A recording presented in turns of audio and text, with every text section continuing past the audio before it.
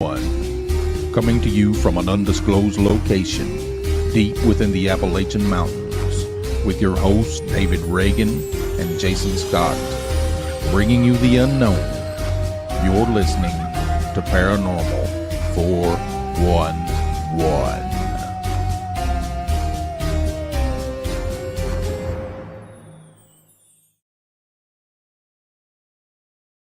All right, welcome to Paranormal 411.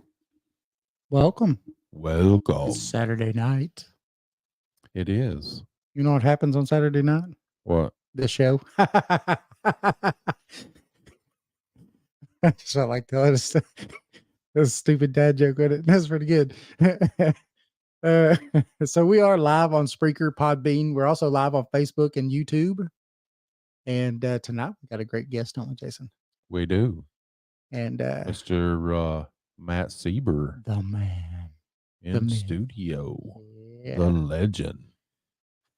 Our first guest ever. Oh, yeah. We'll tell this until we die, I guess. But hey, we do have a book out. You can find it on Amazon, East Tennessee Hauntings and Lore. And Jason's got us a new cover for our next one. Oh, yeah. And it's going to be a nice one. We've actually spent a little bit more time with this one. So definitely check it out. Amazon, East Tennessee Hauntings and Lore. If you're also looking to find us, you can do that at paranormal411.org, paranormal411 on Facebook, YouTube, and Twitter. We're also on Saturday nights. Hey, that's tonight at 10 p.m. on WDJY-FM. So you go to WDJYFM.com, or you can go to Paranormal 411 and look at the tab and click on it, and it'll take you straight there, and you can listen to it there also. So we're also on all of your favorite podcast platforms. Oh, yeah. Join us. So tonight we're going to be talking with Matt Seeber from East Tennessee Bigfoot. For those of you who don't know him, which I doubt is, That's very not few possible. people. It's not possible. He East Tennessee Bigfoot is an organization dedicated to understanding these Bigfoot entities, and they're always willing and ready to discuss a sighting without ridicule or skepticism. They are there to learn. Nowhere is there more opportunity to learn than eyewitness reports. So we're going to bring Matt Seeber on. We're going to talk about anything he wants to. Right, David? That's right, because he's the man. He was our very first guest on our very first show. Yes. All those years ago. There he is, the man, the myth, the legend. How you doing, Matt? Great, guys. How y'all doing? Hey, that might help if I unmuted your mic. Huh? I'm here. How y'all doing? Doing good. How about you? Doing great. Doing great. So, have you been here lately? I know you've been touring around, doing a lot of speeches. Not really a lot of speeches. I've had a couple of opportunities, and I've enjoyed them, and I hope to get more opportunities to speak live. I've been honing that skill. It's not something that comes easily for me. Mm-hmm. And I want to make sure that my subject matter is interesting enough to keep people interested for at least 30 minutes. So that's what I've been trying to work on. And I'm going to try to do that again here tonight, maybe with a little extra. So just ask away.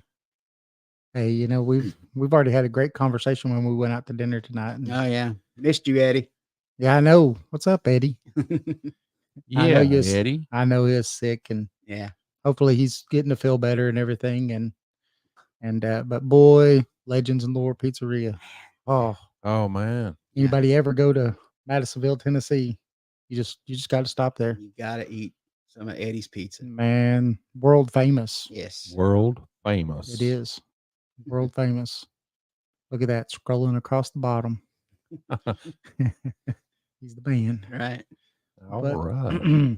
But yeah, we actually had a really good conversation tonight, and we just mirror that, which This is your what? How many times have you been on this show? 5 million? 5 or 6 easy. I'm not sure. I don't keep up.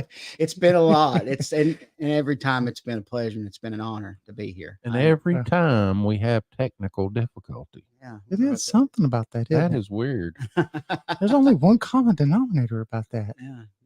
Men in Black. That's something it. like- Hey, we have had helicopters and stuff. Yeah. And We've had that power outage. the power remember? outage, yeah. That was weird. We were really getting juicy right there. And then it just, Power went out.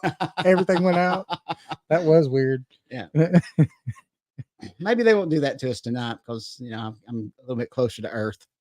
I'll tell you, So won't be long and there'll be a generator connected here. there you I'm go. actually in the process of about to buy one. Yeah. Whole home generator. Yeah. 5,000 feet of cable down into the bunker. Right? And the bunker. Yeah. Yep. Okay. So Eddie says he's here. He's watching and listening. Awesome. Oh, yes. Thank you, Eddie. Yeah. We missed you too at dinner.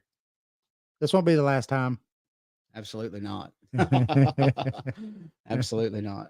But no, I know we was going to talk a little bit about some infrasound and Yeah. I know that there's probably a few people out there that don't know much about me. I started this in 2005 when my then 15-year-old son had an encounter in our backyard in Roane County, Tennessee. And it's just become something that's just a part of my life. He had the encounter, and I've had other family members who've had encounters that I could talk about. If you want to talk about those a little bit, I can discuss those. Mhm. But once that happened, it just turned loose, and I've been doing it ever since. I can't get away from it. That same summer that my son has had his encounter, I had an encounter of sorts, and I think that's why I can't let it go. And I don't know what people think about it. And I know if you're into Bigfoot and you're into this kind of stuff, you've heard of the term mind speak. I had mind speak happen to me, and it was a visual mind speak as well, which is supposedly very rare. But I was in bed one night that same summer where my son had his encounter, and I had not gone to sleep. I was still awake. And just out of nowhere, this vision came into my head of these two large black eyes with hair around the eyes. And these three words came into my mind, and it was intrusive. It wasn't necessarily frightening, but they didn't belong there. They weren't my thoughts anyway. And it said, "I am here." And that was all it said. And that's only happened once. And I tried to put that out of my mind. I tried to play that off as my imagination. And I'll be honest with you, it may have been because of what was going on that summer. I can't say conclusively that really happened, but I believe it happened. And I can't lay it down. I have to continue on with this. I'm very limited as how deep I go into the subject. I don't traipse around in the woods at night with a piece of wood knocking on trees. I don't do that. I don't believe in that. If that's what you do, that's your business. That's fine, but that's not me. I have a great deal of respect for these beings, whatever they are, whoever they are, and I'm not out to tick them off. I don't want to make them angry with me. I certainly don't want to be on their bad side in a situation. Mm. So I try to be respectful of what I know and those that speak to me about these things, and I just try to understand the best I can. And of course, I will talk to anybody at any time about this subject if they'd like to talk about it. And if I can help them in any way, I don't know if I could, but I'm available for that as well in East Tennessee. And of course, I know people all over the country that do this kind of thing. Some are more deep into the paranormal aspects than others. But again, I know a lot of people that are interested in the subject, who study the subject, and I could definitely hook you up with somebody if you wanted to talk to somebody about it. So yeah, I've been doing this since 2005. It's been going on ever since. It's up and down, in and out. Sometimes I've gone for a year or two at a time and not heard hardly anything from anyone. Around these parts, a lot of people don't like to talk about it. That's just something that they don't like to talk about. A lot of people make fun of me, and I'm okay with that. I'm thick-skinned when it comes to this kind of thing, so you can laugh at me all you want to. I don't really care what you think of me. Right. I know these things are real. I know they exist, and I believe most probably 99.9% of the people who have told me stories about these creatures. They exist. They are real, and they are here, and they are all around us, and we don't even know. Yeah. So that's pretty much me. And again, there's a lot of aspects to this thing, and you mentioned infrasound earlier, and yeah, I just go ahead and just let's just go into that if you'd like. So anything you want to bring out before I start kindly Oh no. taking that apart? Yes. I mean, again, it's not something that I know a whole lot about, and of course, I'm not the only person that believes that infrasound could be an aspect of these beings' existence and what they do. Right. But Well, I mean, as far as that goes, before we even get all the way into it, right? Infrasound is something that is seen in nature. So this is not yes, going on the woo anywhere. right, this definitely Big exists. cats can do this, Right. Not just big cats. right? I've heard of elephants, crocodiles. I mean, it's a Uh-huh. natural thing in Yeah. animals Yeah. to be, but the Bigfoot or the monkey, whatever you want to call it, has got a bigger brain than these people. They know what to do with it and how to use it. And when to use it. Yes. Exactly. Yeah. Right. That's where I was going to go with this. I mean, that's my premise. That's my opinion. It's a thought, really. I mean, I can't prove any of this. What we're about to talk about tonight, I can't prove. I'm not a scientist. I'm definitely not an expert on anything. So let's just make sure we understand that. I have ideas and opinions about this creature and about what they do and where they are, who they are, what they're about. And this is just another aspect of that, because when you think about, like you mentioned, Jason, there lots of different animals, lots of mammals specifically, they use infrasound for communication. Whales use infrasound, dolphins, echo location, and that kind of stuff. And these are things that we can't hear, but they do affect us. I've watched several YouTube videos, and of course, you can get all your truth off YouTube. Okay. You all know that, right? So, Right. Yes. that's where all truth lies. Watch this show on Watch YouTube. this show on YouTube. And I've watched several of them. And of course, you have to take a lot of this with a grain of salt. But I've watched lectures where these physicists and these scientists have had these conversations with their groups, their peer groups, about infrasound, how that infrasound affects the human body. There are known cases where, especially in a manufacturing process, in a manufacturing environment, where the low hum of an engine or an electric motor gives people headaches. It causes stomach issues. It causes muscular issues. There's all these kinds of things that this noise that we can't perceive with our ears affects us. It does affect us. It has very negative effects on us. People have done scientific studies using rats and mice, and they have exposed these animals to this low frequency that they can't hear, or that humans can't hear. I don't know if the animal can actually hear it, because with each different species of animal, there are different levels of hearing. But rats did not live as long when they were exposed to a certain sound all the time, as opposed to another set of rats who were exposed to a more normal, actual regular noise. So this kind of stuff exists. And my premise and my thought is, what if Bigfoot, which is in my mind a very intelligent creature, an intelligent entity, an intelligent being. I hate to use the word creature, because I'm pretty much certain that they're more like us than they are the animals of nature, And what if they have, like Jason said, they have the intelligence to use this a specific way, and they can do this to us to scare us, to disorient us, even to cause us to have hallucinations and missing time. They can cause us to pass out. There are so many Bigfoot stories out there where a Sasquatch has screamed at someone and they've woken up 2 hours later alone in the woods. It's just something that's happening that is. Remember that guy that told us that story when we was at Legends and Lore? Yes. And you was having your meeting there. Yeah. Yeah. And the one about the guy said that they parked in a specific spot to go hunting Right.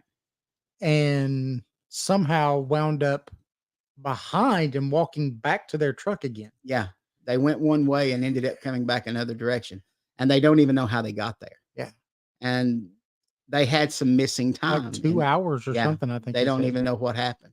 Hmm. And they still, I mean, they never did figure out what it was. They Nope. they went around in some sort of a circle and were basically lost for 2 hours and didn't know what they were doing. Yeah.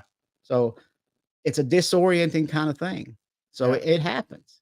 And you have this thing that happened here several years ago. And I think that the government has tried to hide that or cover it up, where in Cuba, in Havana, I think it was the American embassy or an American outpost somehow over there in that area was attacked by an infrasound weapon. Oh, that's right. That's where all the guys and stuff in there started throwing up Started and getting sick. sick. And there was no way to explain why.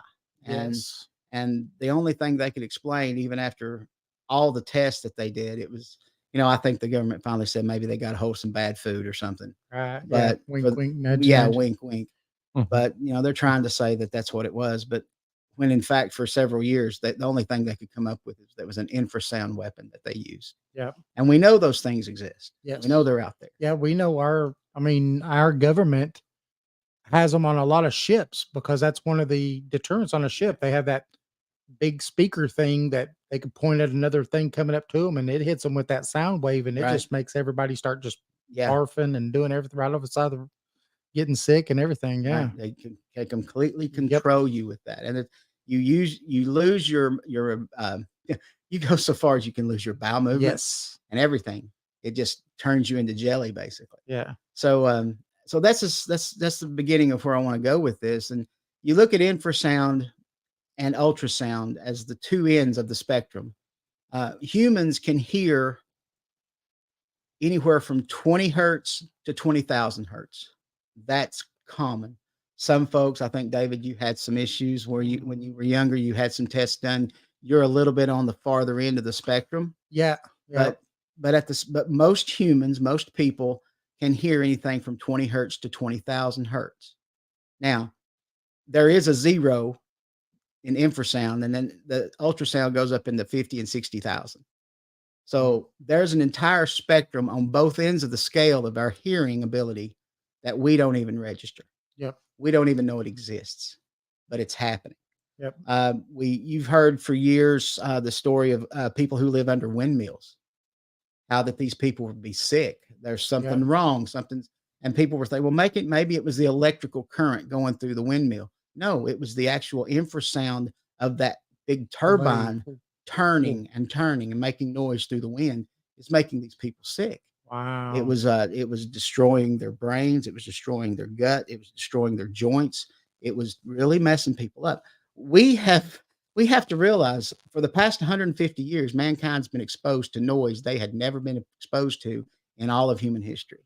Yeah. So Industrialized. the industrial age has really brought it on. I have what they call tinnitus in my right ear, and I worked as a machinist for years, and that constant noise that I was hearing, that I could actually hear, really done a detrimental thing to my ears. So I have these ringing ears, but is that constant, like all the time? All the time. I can live with it unless I'm in a quiet room. If it's quiet, I got to have some noise to back it out. That's why I sleep with a fan. Gotcha. So white Usually, I've got to have white noise or something to that effect to sleep. I get a ring in my ear sometimes, and I'll put my finger in it, and it goes away. Yeah, I don't know why, but I can't make mine stop. If it's quiet, it's deafening. That's how it is for me. Wow. So the sounds that we hear are detrimental to us. So are the sounds we can't hear. And infrasound is a much more common noise than ultrasound. And dogs, cats, other animals, they hear a different range of sounds. Why does a dog at night go start barking when you've heard nothing? Mm-hmm. They've heard something.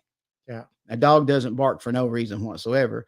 And of course, we can take it on back and not only talk about the infrasound, but just for a second, we can talk about our sight as well. We have what's called infrared light and ultraviolet light. The human body, the human eye can see anywhere from 400 nanometers of infrared light up to 750 nanometers. And that's the scale. That's as far as we can see. But of course, 0 to 400 in the infrared, we can't see. And anything from 750 up, we can't see. Oh, So if that tells you anything, if I'm getting this across correctly, yeah. there is an entire world around us that we can not only not hear or see. Yep. We can't see it or hear it, but it's out there. And just maybe these beings that people occasionally see and encounter are living in those realms. Yeah. And they're just as real as you and I, Yep. but we don't grasp it. You don't even perceive that. We don't even perceive their existence. Yeah. Because of our limited abilities to see and to hear. Right. Now, I mentioned while we were sitting there having pizza at Eddie's, there are people who we would call, with ESP or some sort of clairvoyance, things like that. Mhm. They can pick up these things, but they have a different sense. They have an extra sense about them that they can see ghosts, for example, or they can sense that there's something hiding behind that tree that we are completely oblivious to. Right. So that's where I want to go with that a little bit. So, I mean, and if you think about the ability of animals to use infrasound, let's say, Bigfoot, it's a being that is very intelligent. It's probably smarter than we are in the general sense of humanity. We can build rockets. Bigfoot knows better not to build rockets. Right. It's got better things to do than build rockets. It's beyond rockets. So if you have an intelligent being that has the ability to use infrasound and they are able to master the use of infrasound, who is to say that they could not cause all kinds of problems for anyone that comes across them? Yeah. There's the stress, fear, anxiety. People talk about going through the woods. there's something not right. Yeah. I'm turning around. I'm leaving. leaving. Done. I've not seen anything. I've not heard anything, but something's not right here. Yep. My flight or fight has kicked in, Yep. and I don't know why. Those hairs on the back of your neck stand up. Exactly. One of the most famous sightings and films was the Gimlin. Yeah. Well, the story goes that the horses reared up. Yeah. Yeah. The horses knew it before the people did. And the guy that was filming, he was so shaky that he had to, prop up against somebody or something. Yep. So that's pretty interesting. Yeah. So it's like, again, we go back to our animals. They see things we don't see. They hear things we don't hear. Yeah. So if you're out in the woods with your dog and your dog starts cowering and running back to the truck, you might ought to go. You might go. Yeah. There's probably nothing wrong with going back with him. Don't start asking questions. Just go. Yeah. So there's all kinds of again anxiety. There's all missing time, hallucinations people have. Now here's something that's really interesting about this. There are a lot of stories that we have been attributing to the woo. Mm-hmm. And, most of the folks, if you're into Bigfoot, you know what the woo is. It's the stuff that we can't explain, that most people don't want to talk about, that most of the bigger investigators and bigger groups ignore because they don't want to get a bad reputation as being out there. Yep. I don't really care what people Too far fringe. Too far fringe. It's fringe. Yeah. Exactly. And we talk about how that, so many people talk about how that I saw these two Sasquatch, they're walking in the woods and all of a sudden they step behind a tree and then they're gone. Yeah. Or they're walking away and then they just become misty and they disappear. Mm-hmm. Well, that's woo in the best sense of the words. They disappear. Yeah. But what if they're not really disappearing? What if there is one somewhere using infrasound that's causing your mind to get distorted, to cause you some confusion, to make you not see? And that's funny because scientists have studied resonance. Yes. With sound resonance and stuff. Yeah. And all the different things that they can do with different resonances. Yeah. So what if there's a certain resonance that you could hit with the mind, someone's mind that would make them just whatever's in front of them is just gone. Yeah. Yeah. I do think different frequencies affect the mind. Yeah. You know, that's funny though, because if you knew the frequency of you, Exactly. then hit Jason with your frequency and you would disappear. Right. Right.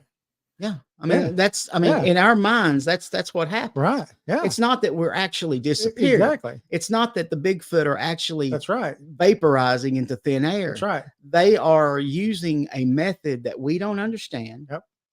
to cause us not to see them. Yeah. Or that makes a lot of sense though, yeah, when you put it that way.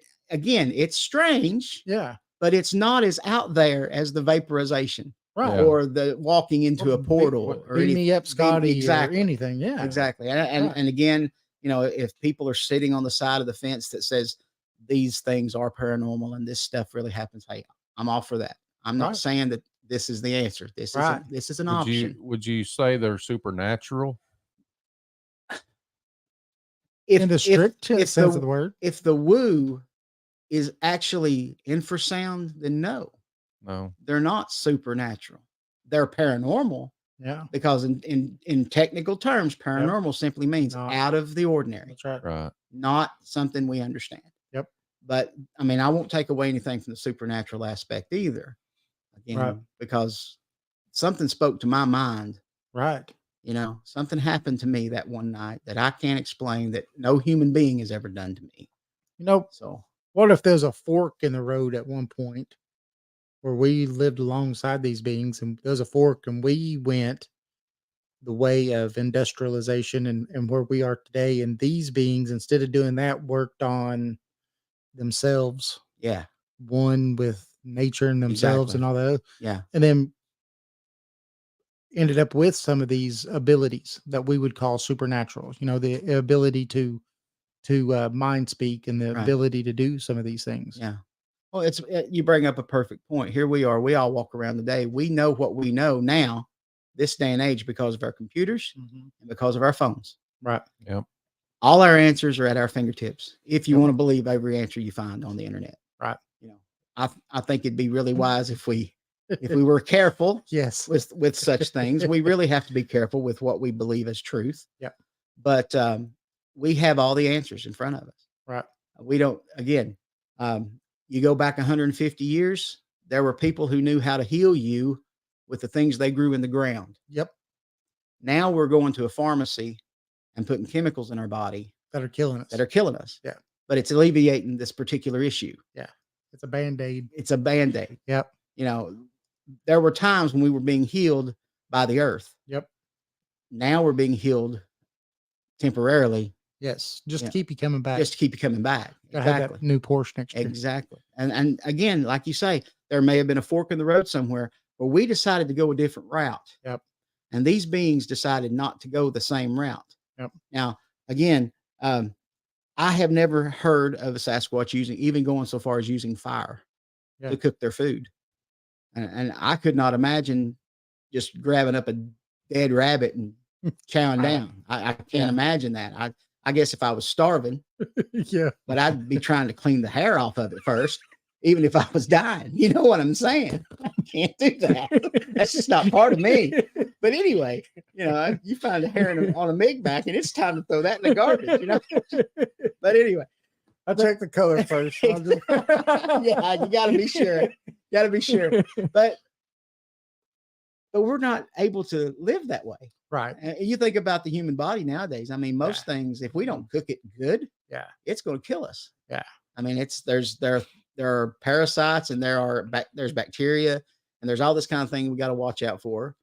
Yeah. Now, of course, if you're one of those people who live off the land, off the grid and that kind of stuff, and your chickens and your beef and all that stuff is naturally grown, naturally grass fed, you have a much greater opportunity to live a good life. Right. You know, we're buying our stuff from the grocery store, Yeah. and honestly, we don't know where it's coming from.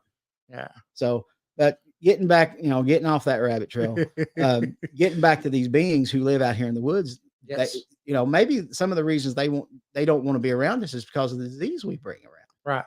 We've got things that might kill them. Mhm. Um, That's the Native Americans when Yeah. we came over. yeah, how many We did we introduced just by being here? over 90-something% of them. Yeah, just by showing up. Yep. Had nothing to do with a spear or a gun. Nope. We Yep. you just killed them. Yep. They caught off Smallpox and typhus, Yep. all kinds of stuff. Yeah. Yep. So maybe biggest- they just don't want us around. Yeah. And they're afraid of us and they fear us and they hate us because of those things. If I had the ability, if somebody was coming in my house, for example, and I wasn't armed to defend my family, but I did have the ability to manipulate their mind. I mean, this is almost Star Wars like, That'd be you know what I'm fun. saying? The Yeah. Force. Uh-huh. These are not the droids you're looking That's for. If we had that ability to just change someone's mind to turn around and walk back out the door, Yep. that's a much better choice Yeah. than to shed blood. Would you Yeah. not say? Oh, I mean, yeah. that's what Yeah. I would think. Yeah. So Only have to do it if you have to. I only mean, have to if you have to. And Yep. and sometimes, we've heard of some of these more violent stories of Bigfoot doing things that maybe that was their only choice. right. Yeah, again, this kind of thing has made me kind of change my mind as to who or what these things are. Maybe they're not malevolent at all. Mhm. Maybe we just should leave them alone. Yeah. Yeah. I don't think that, honestly, they've not came out and started killing people yet. No. They might. I mean, we don't know what's coming tomorrow, Right. but, I live by the woods. Yeah. So, I mean, one day at a time for me, myself, but again, there is such a possibility that what they're doing is just simply a way for them to avoid us. And it's an Yeah. easy way to avoid us. Well, out of sight, out of mind, right? I Exactly. mean, if we don't know they're there and we even second guess what we saw ourselves Exactly. and don't really want to tell somebody because it sounds weird, Right. then that's self-preservation. Right. Right. There are a lot of people on the planet that know these beings exist. We Yeah. know that. Yeah. But there are a lot more people who either don't believe they exist or just flat out reject it. Right. I mean, there's a lot of people who have a mind that's willing to think about the possibilities. And, we know a lot of people like that. But then you've got some people just dismiss it out of hand. Yes. The scientific community's never found a Sasquatch, therefore they don't exist. Right. So, I watched a movie today from the late 90s. I can't remember what it is. It was a free movie on YouTube, obviously. And the old lady went to the cops and she's sitting down at the cop's desk and it was a detective. And she said, well, I saw this UFO. It flew over my house and the boys that were working on the power lines, they saw it too. And all this kind of stuff. And he said, well, ma'am, UFOs don't exist. And she said, who you been listening to? So, I mean, for Right. years, we've been told Yeah. that these things don't exist, but That's we right. know better. Right. Well, we know that there's a CIA operation stuff, Oh, yeah. Yeah. called tinfoil hat. Right. And, all these names that were given to these people that was just because they didn't want people talking about it. Yeah. Yeah. And I mean, and nowadays, I mean, I think we talked about this once before, and then we'll just touch on that. When you think about what happened a couple years ago, when the government came out and said that they have these UAPs, we have this stuff. We don't know what they are, but we know they exist, and we just don't know what they are. People didn't bat an eye. Yep. Nobody cares. Nope. And nobody cares. We're They're too like- busy. We're too busy, looking for the next pair of Taylor Swift tickets or That's something. it. That's what we're doing. That's all that matters. People are too But- busy watching Yeah. TikTok. Watching TikTok videos. Exactly. So, but there was a video I watched on YouTube that kind of kick-started some of this thought in my head. And it's by a gentleman named Bob Gimlin, not the Bob Gimlin from the Patterson Gimlin film. This is a younger man. His name is Gimlin, Gymlam, A-N, I'm sorry. And the video was called The Most Incredible Bigfoot Encounter Ever Told. And it's a good video. You guys need to watch it. Anybody listening needs to watch this. There was a man on there named Randy, and I don't remember his last name, but he's the founder and he's over Midwest Bigfoot Research. I think they're out of Michigan. And he had an encounter when he was young that, of course you just have to watch the video, but as he grew older, he started having his memories return to him. He told Bob on the video that the government came in and injected him with drugs and all this kind of stuff to make him forget what happened to him. and some of the other people in the story of this Sasquatch encounter. And he started having his memories come back to him. And with that, he had suddenly the ability to draw. He's an excellent artist, and he draws the pictures of the encounters that he's had with this Sasquatch. You really need to watch this video. But it goes back to, there was this particular point in the video where a Sasquatch was shot and killed. And two men, I think one of them was Randy's dad and a neighbor, took this Sasquatch and had it up on a table. It was a young Sasquatch. So this was either a child Sasquatch or a youth juvenile. Wasn't very big, probably about the size of a grown man. And they began to dissect it as it was laying there dead. And according to Randy, there was some sort of an organ in its chest that was kindly, they didn't know what it was, but what if, and it's a big if, and you got to watch the video to get an understanding of what's going on here. What if that was some sort of a resonance chamber that this being was able to use? Because Randy did describe a point where he was during an encounter he was having with this being, that it opened its mouth and started to just mess with his head. There was a noise coming out of its mouth. It was making some sort of noise that disoriented Randy, and it messed with him. So again, I think it's an infrasound kind of thing. So yeah, you really need to watch this video. This is one of the things that really got me interested in the whole concept of it. And then, of course, for years I've sat on this and I've talked about it. I think I may even talked to you guys about this once before, but we had a couple members in our group at one time. John, he's recently passed away, and the lady, she left the group not long after this because she had a death in the family that she somehow attributed to her involvement in these things. And I can't say yay or nay on it. I'm not going to argue that Bigfoot had anything to do with her child's death, but it was a traumatizing event, and she just felt like she needed to get away from it. So she's no longer with the group, so I won't even mention her name. But my good friend John, he's passed away now. He and this lady went to a particular location called Baker Creek here in Tennessee. That was an area that Scott Carpenter visited quite a bit when he did his research. And as they got out of the truck where they stopped on the side of the road, as soon as they got out of the truck, John got sick, violently ill. He just nauseated and headache. And I can't stay here. I've got to go. I'm feeling bad. I don't know why I feel bad, but we need to go. So they get back in the truck and they leave, and they drive about about a mile down the road. Oh, I'm feeling better. I think I'll be okay. Let's go back. And they go back they park at the same spot again. He gets out of the truck and he starts feeling sick. He's getting sick again.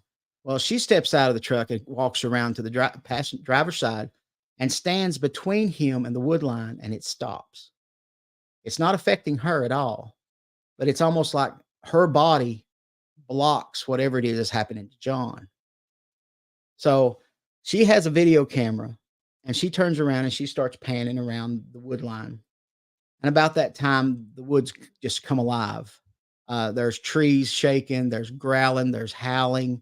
There's all these crazy things happening. There's small trees being ripped up and thrown, and all this happening right there where they are. Wow. And, she's filming all this. And they pretty much decide pretty quick, we're not going in those woods because it sounds like it's coming to get us. Yeah. And so they get in the truck and they leave.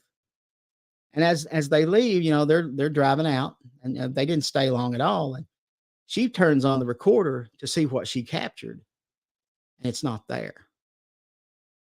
The trees are there. The wood line is there, but the noises aren't there. The shaking trees aren't there. The limbs being thrown aren't there. What? The recorder recorded a quiet, peaceful scene. But that's not what they Not what they saw. or felt or heard or heard. anything. Exactly. Wow. Now that, I told this to a guy at the recent Bigfoot conference down in Middle Tennessee that I was at. And he said, I've always heard that they had this ability to manipulate machinery. I said, no, that's not what they did. They manipulated their minds. Mhm. They scared them.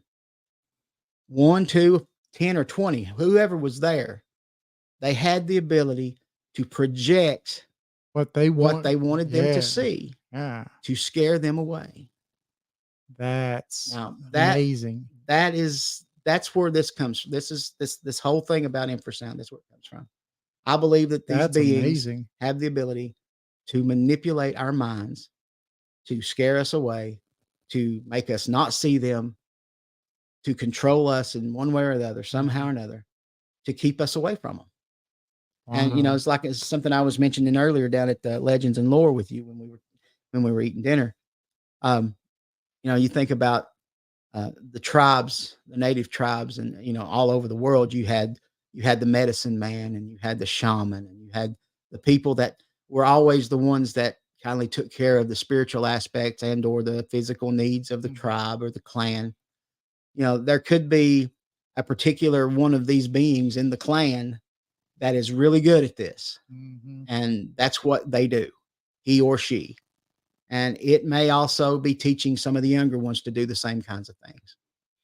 So is that woo? Well, technically, I guess it is, but it's not woo as in completely out of the realm of possibility. No, because I mean, we have our own government, CIA, and everything that's done studies on this with people Yes. that are able to do some of these things, right? The remote viewers and Yes. people who could do all these things that can project themselves completely somewhere else and see things that are going Right. on and come back with that information. And I mean, they spent millions of dollars on all this research. Right. So if our government's researching it and then it comes back saying that it is possible, Right. and again, only some people could do it. Yeah. It's not something, but a lot of people who say they could do it, they say anybody can do it. It's just some people need more practice than others. Yeah. But either way it goes, like you said, these people already have the ability that's more innate in them than it is Yes. in other people. Right. And it could be like that with these beings too, though. Yeah. And then that takes the woo out of it, because if we can do it, Right. why can't other creatures do it? Now you have to realize too, when you talk about the CIA and some of the things that they were doing, there were drugs involved. Well, MK Ultra, there was heavy drug Yeah. use. I mean, all kind of LSD and some Yep. of these other things were used to manipulate the mind. And we also talked about, what if these beings out here in the woods, they know exactly which flower to pick. They know exactly which poultice to make, to rub on some kind of, blow something in the wind that we could inhale and cause us to hallucinate. Yeah. All kinds of stuff like that could take place. Yes. That's it is natural. Yep. And they are just so good at it, and they can hide so well from us. Yep. And again, we're living in the 21st century where most people, when they're out in the woods, they're just la la la. They don't see nothing but what they want to see. And even nowadays, you see people walking in the parks and some of these places, we got our heads down in our phones. Yep. We don't see what's going on beside us. Yeah, a bear could be walking up. Yeah. We'll pull the phone out and take a picture of it. Yeah. When this thing could rip our heads off, and we don't even think about that. No. It's Me and my wife has seen something like that when we was going to Alaska, driving up to Alaska. right. And a mama and her cub come out. We're driving along. Everybody just pulls over. These people get out of their cars and start walking across the street, and they're just right there. And I'm like, don't you think that they're going to rip you in pieces? Rip you to shreds. This is a cub. I mean, it was little, Yeah. I'm just like, we're leaving. Yeah, we don't want to see body parts. Yeah. Because when she gets to going, she's gonna tear you apart. Yeah, exactly. I watched a video yesterday. This black bear came into a camp, and they had a little fence made around it, and it was inside there. And the guy was just saying, "Come on, bear, come on." He was trying to get it to go out the fence, but he was from me to you doing it. That bear just looked at him. We got to the gate, and that bear looked at him. And he said, "Go, get out of here." And he took that paw and just went. Had a big old marks right Mm. down through here. But it went out the door and left them alone. Yeah. I'm He gonna got leave my the- mark. Yeah. You'll remember me. He's like, remember this. Exactly. Yeah. I wasn't even Hey, trying. Crazy. You mentioned remote viewing too, which brought me to a point that I've heard said by many Native Americans, that if you go in the woods and Bigfoot's in the woods, it knows you're there before you ever get there. Mhm. It hears the car door slam, or it sees you walking. And you talk about remote viewing, and I know this is far fetched, and I'm not saying this is happening, but I've heard Native Americans talk about this kind of stuff, and I have utmost respect for the native people Yep. of this country. They were here long before we were. They know a Yes. lot more about this stuff than we do. I Yes. don't care who you are, where you're Yep. from, what kind of degree you've got on the wall. That's it. These people know what they're talking about. They lived with them. They lived with it. They know. They're able to remote view through the eyes of animals. Okay. And this is something that they say is spiritual. It's something that they're able to do. The shaman can do these kinds of things. And who's to say that these Sasquatch aren't doing the same thing? Right. And the one animal that they are most likely to use are crows.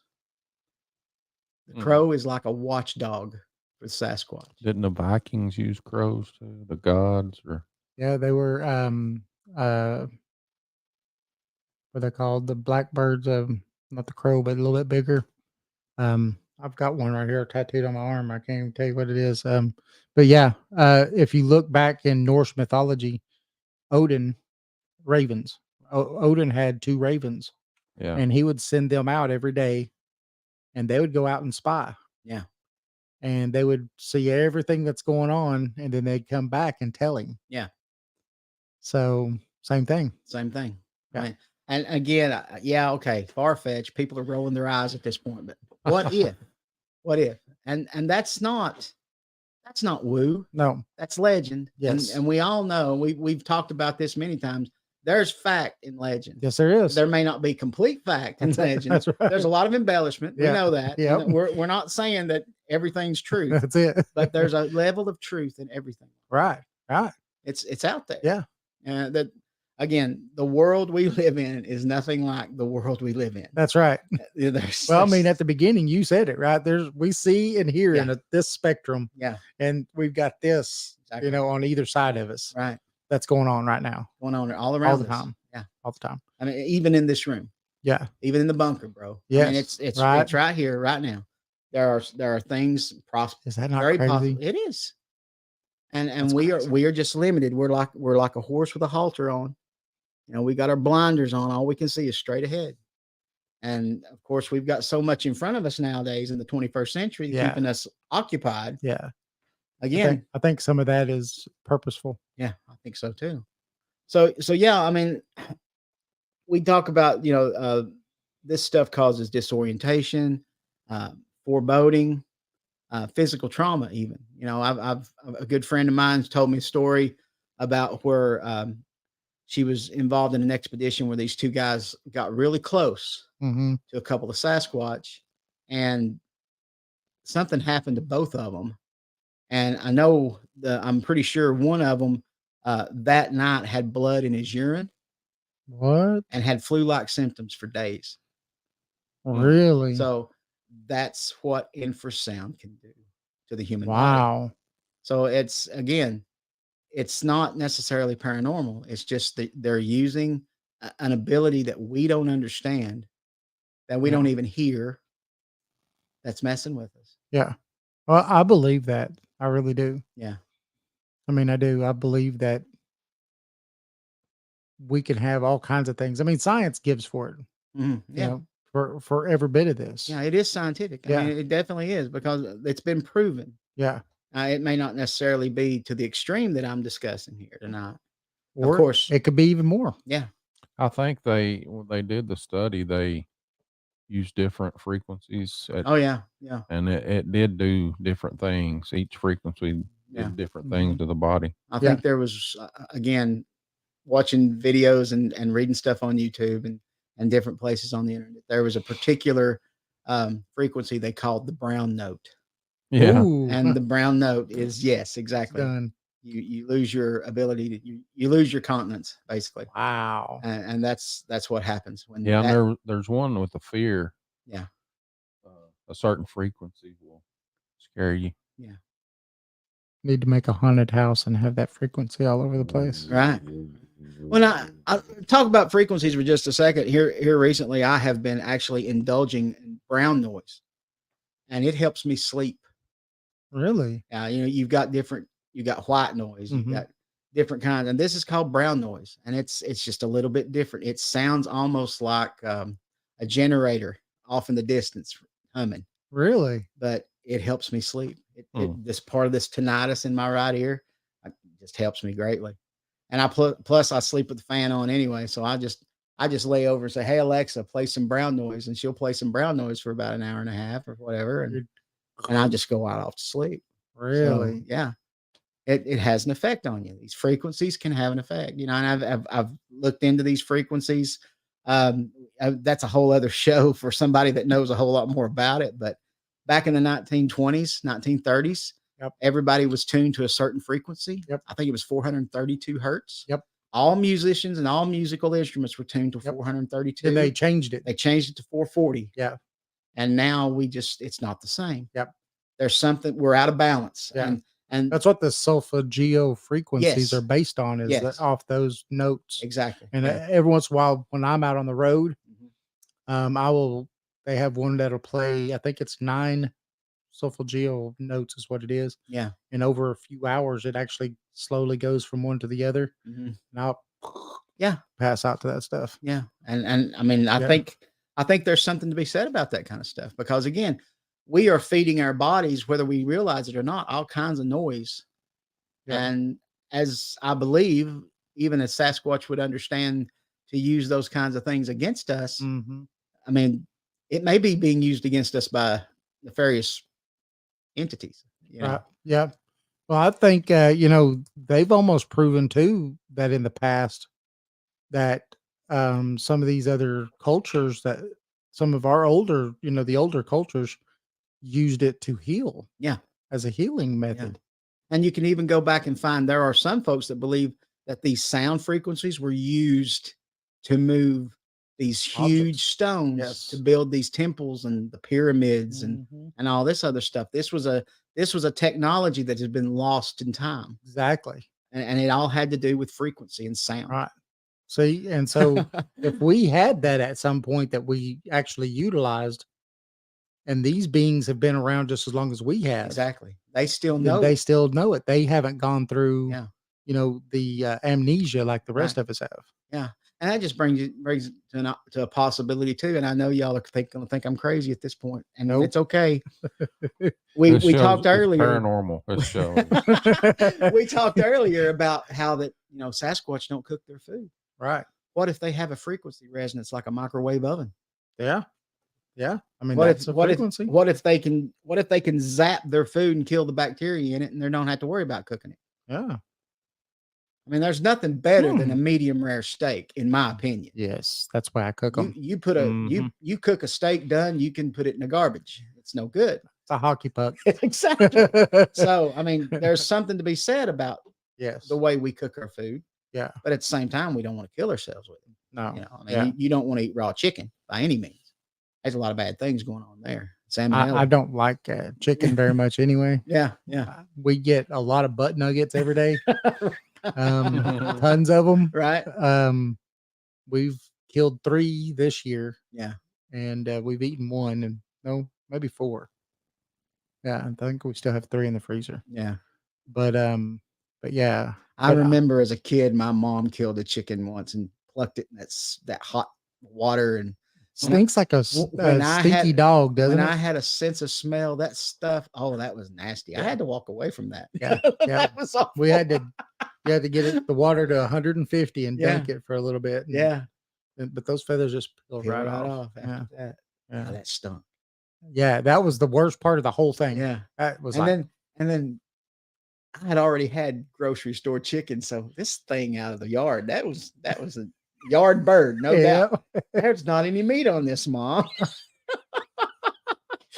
So Yeah. I didn't like that very much. So, Put it but on anyway, a cracker, yeah, Put it on a cracker. Mr. Cracker Holder. yeah. So yeah, Yeah. that's pretty much it, guys. As far as this infrasound goes, I think it's a real thing.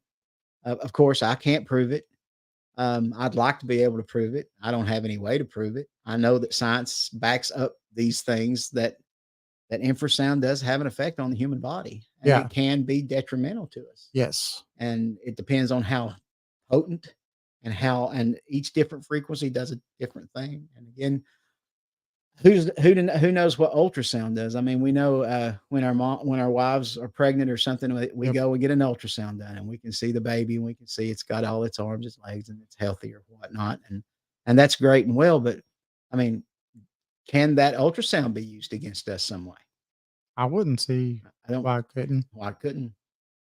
Yeah. So again, it's a lot to think about, and I don't think we should dismiss this because again, it doesn't eliminate all the woo, but Right. it's certainly a good explanation for it. Yeah. A lot of it. It really is. And I think we should consider it because if it is happening, then by all means let's explore it and see what's going on with it, because if they're doing it, they're not as supernatural as a lot of people think they are. Yeah. Again, I may be completely off base here. I don't know, but Well, see, that's what I believe. I believe that it could be either or. Like Jeff is saying here, they're extra dimensional beings. That's what Jason's favorite topic is. Yeah, I got a question for you here when you Oh, get done. go ahead. No, go ahead. Go ahead. I was just going to make a point about that. So, I was just going to ask you if you think that with this infrasound, I mean, we all vibrate. yes. yeah. Everything vibrates. Yep. Yeah. It's, everything's got a around us. resonance to it. The stable. Do you everything. think there's a frequency that these things have a hold of that can open portals That's a good possibility. That's a good possibility. to our side, Yeah. where we can't see? Right. Yeah, I don't see why not. There may very well be a frequency, a sound frequency that opens doorways Mhm. to other places, to other Right. dimensions, to other realms, the realms that we can't see that may be right beside us. Right. And in that infrasound, ultraviolet kind of, infrared. We've got some tools. We have some electronics tools where we can actually see some of that. Yes. We can go into that somewhat, but all we're doing is looking. Yes. We're not actually traveling it. Right. But yeah, that's a good thought to think of. I mean, of course, a lot of people refuse the idea of dimensions and everything. But here's something that's in the past few years has really gained momentum. Forever and a day, the aliens, whoever they are, were from other planets. Mhm. People are starting to believe and accept the fact that it's not interplanetary, it's interdimensional. Yep. They're not from there, they're from here somewhere else. Mm-hmm. And they've always been here. Yep. And you've got these scientists in these different places across the planet trying to open these portals. Yep. Such as CERN, for example. Yep. And some of this stuff going on even up the road here in Oak Ridge, where they talked about it. Yeah, this is what they're trying to do. Yeah.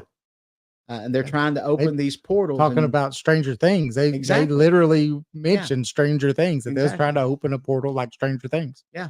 And what if they do, what's going to come through it? What's on the other side of it? We don't know.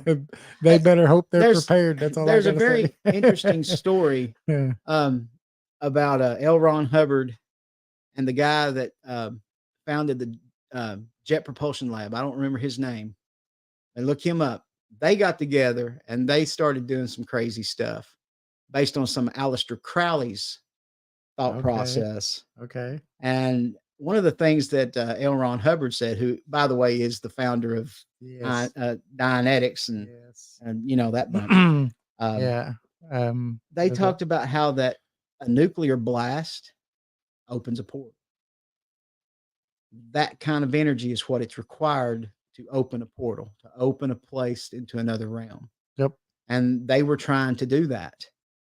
Well, So, and if you look at a lot of things too, when the uptick of seeing UFOs and all that stuff started happening, it was when around the world, us and Russia and all that stuff was doing nuclear testing, right, blowing these things up all over the place. right, And where were they mostly seen? Over nuclear bases. right.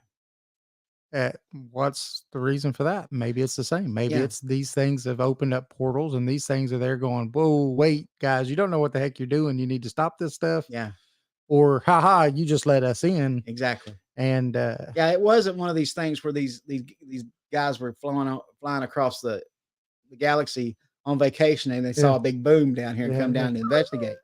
Hey, what these guys going? No. When the bombs went off, something was open, even for just a split second or 2 or 3 or whatever, and they came through. Yeah. And now they're stuck here, maybe. Yeah. And they have to deal with it at this point. Right. So, I mean, it's odd. I mean, again, it's all speculation. It's fun to talk about, though. Love it it. really is. It's interesting as heck. I love talking about this stuff. So, but yeah, I mean, you've got a lot of conspiracy theories about that kind of stuff, and you know, aliens and Bigfoot and all these others. I mean, That leaves us at a good spot for break. okay, sounds Perfect good. spot for break right there. We're about to go into some some woo, maybe. We'll see. Woo hoo. um We like woo. We'll be right Oh, back. With, well, yeah, wait, sorry. We'll be right back. I just cut him off. Now you go ahead.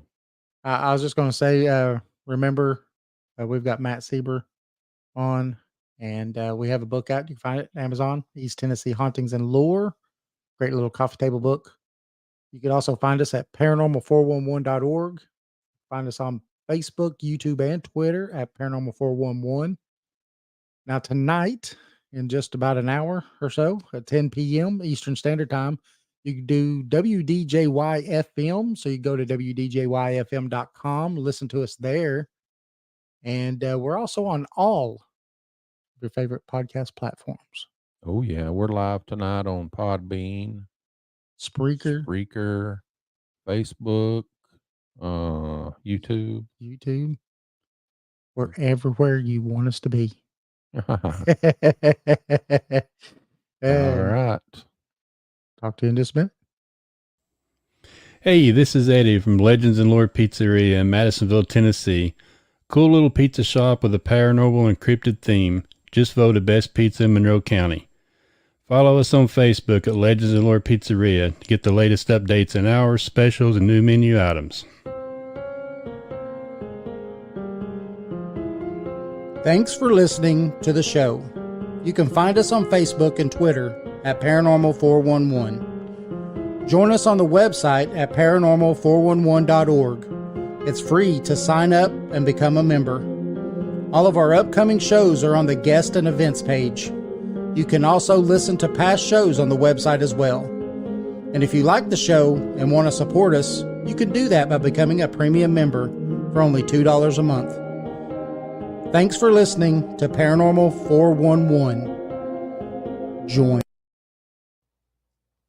In a world on the edge of oblivion, go to paranormal411.org for all of your paranormal, extraterrestrial, and cryptid needs. This is Jeff Reagan of the band Catalyst.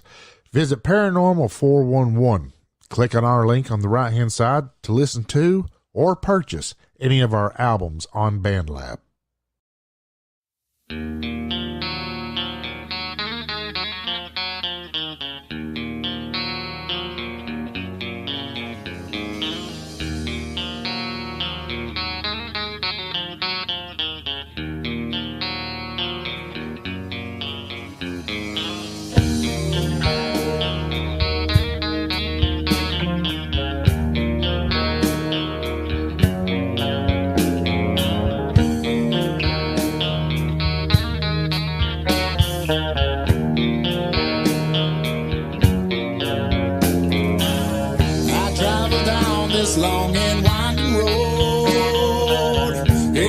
any further from my home. Where it leads me, I may never know. My only purpose is to roam, never knowing what the day may bring. Less traveled is the road I'm on. Maybe one day I will change my ways. Till then, they call me vagabond.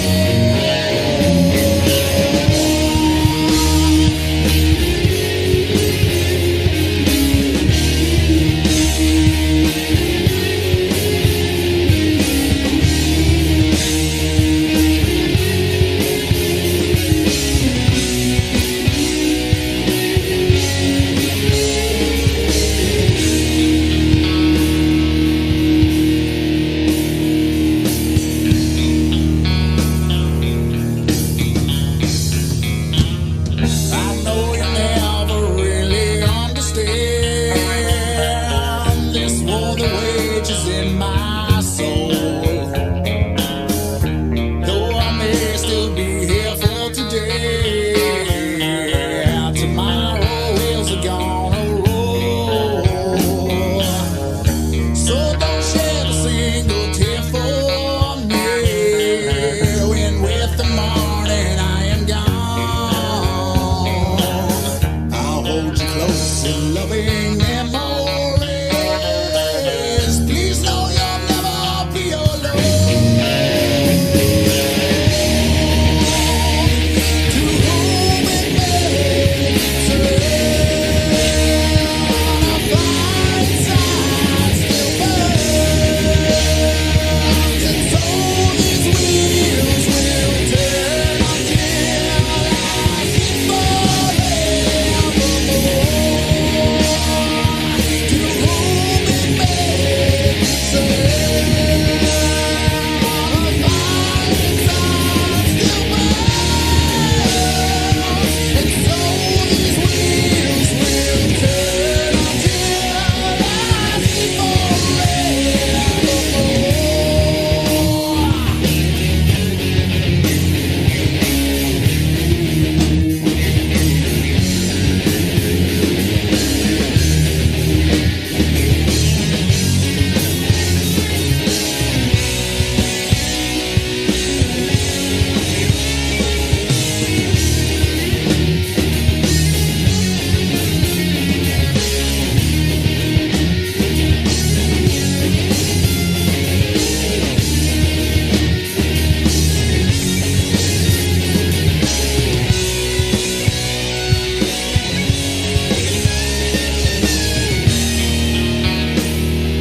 Will I ever learn why I burn?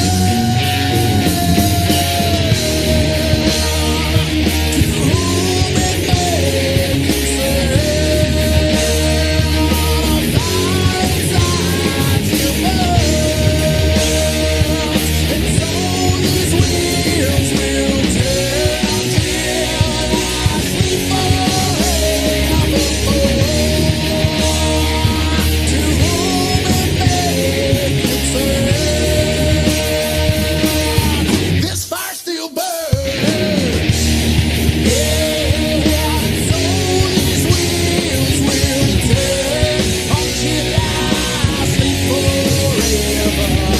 Burn until I sleep forever. Learn until I sleep forevermore.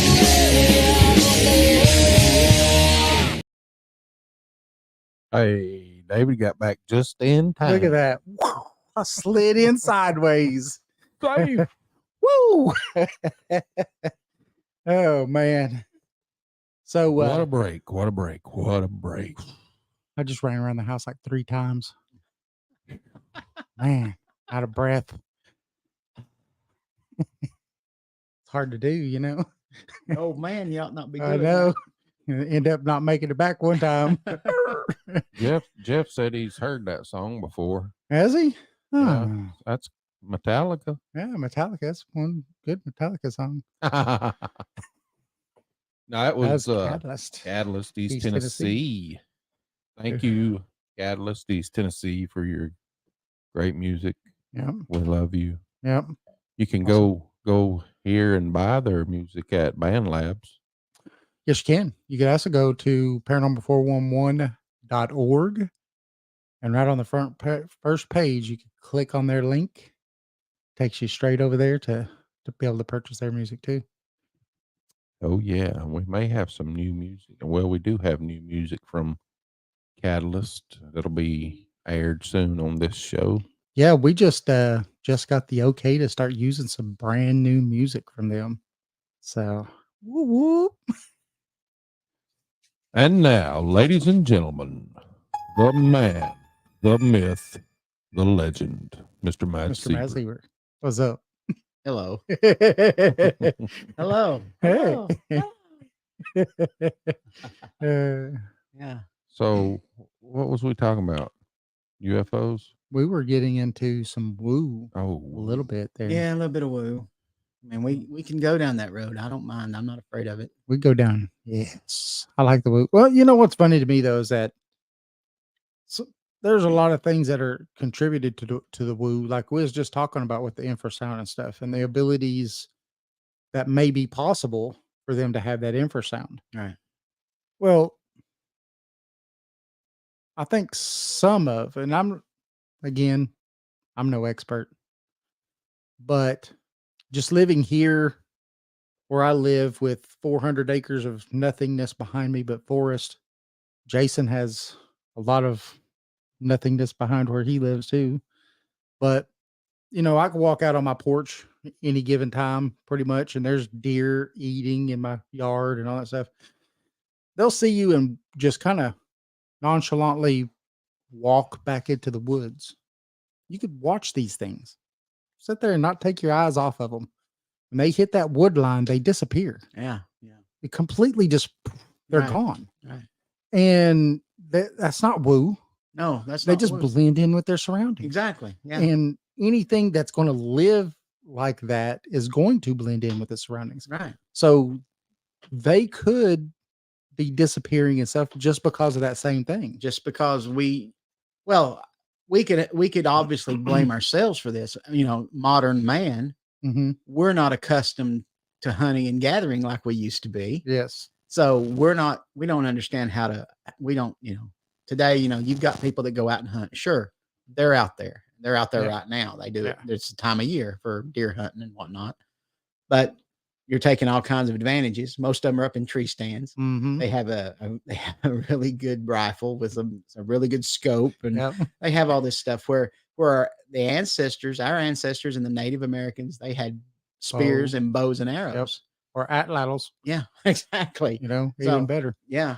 So, and we're not equipped anymore. Right. Modern man, those of us, well, me anyway. I mean, I grew up in the country when I was a kid, but I've lost most of all that. I'm not been hunting in years. Yeah. Had no reason to. I can go to the store down the road, and it just makes it easier. But there's so many things like that in our lives now that we've just lost that edge. And you talk about blending in, and the guys at work make fun of me all the time because I can't find things. There's a pallet jack right over there next to the wall, but I'm in an environment that's manufacturing. It blends in. Yes. It just Perfectly. blends in perfectly with a manufacturing environment. You can't find anything. Need to get a pallet stretcher. Yeah, I'm painted with a can of That's it. atmosphere. While Yep. you're at it, so. Anyway, that's how we operate. That's who we are nowadays. Right. And again, when we're driving down the road doing 55, 60 miles an hour, we're not seeing what's on the side of the road anymore. Wow. We might glance over and see something really quick, but then we better put our eyes back on the road, or we're going to hurt somebody or ourselves.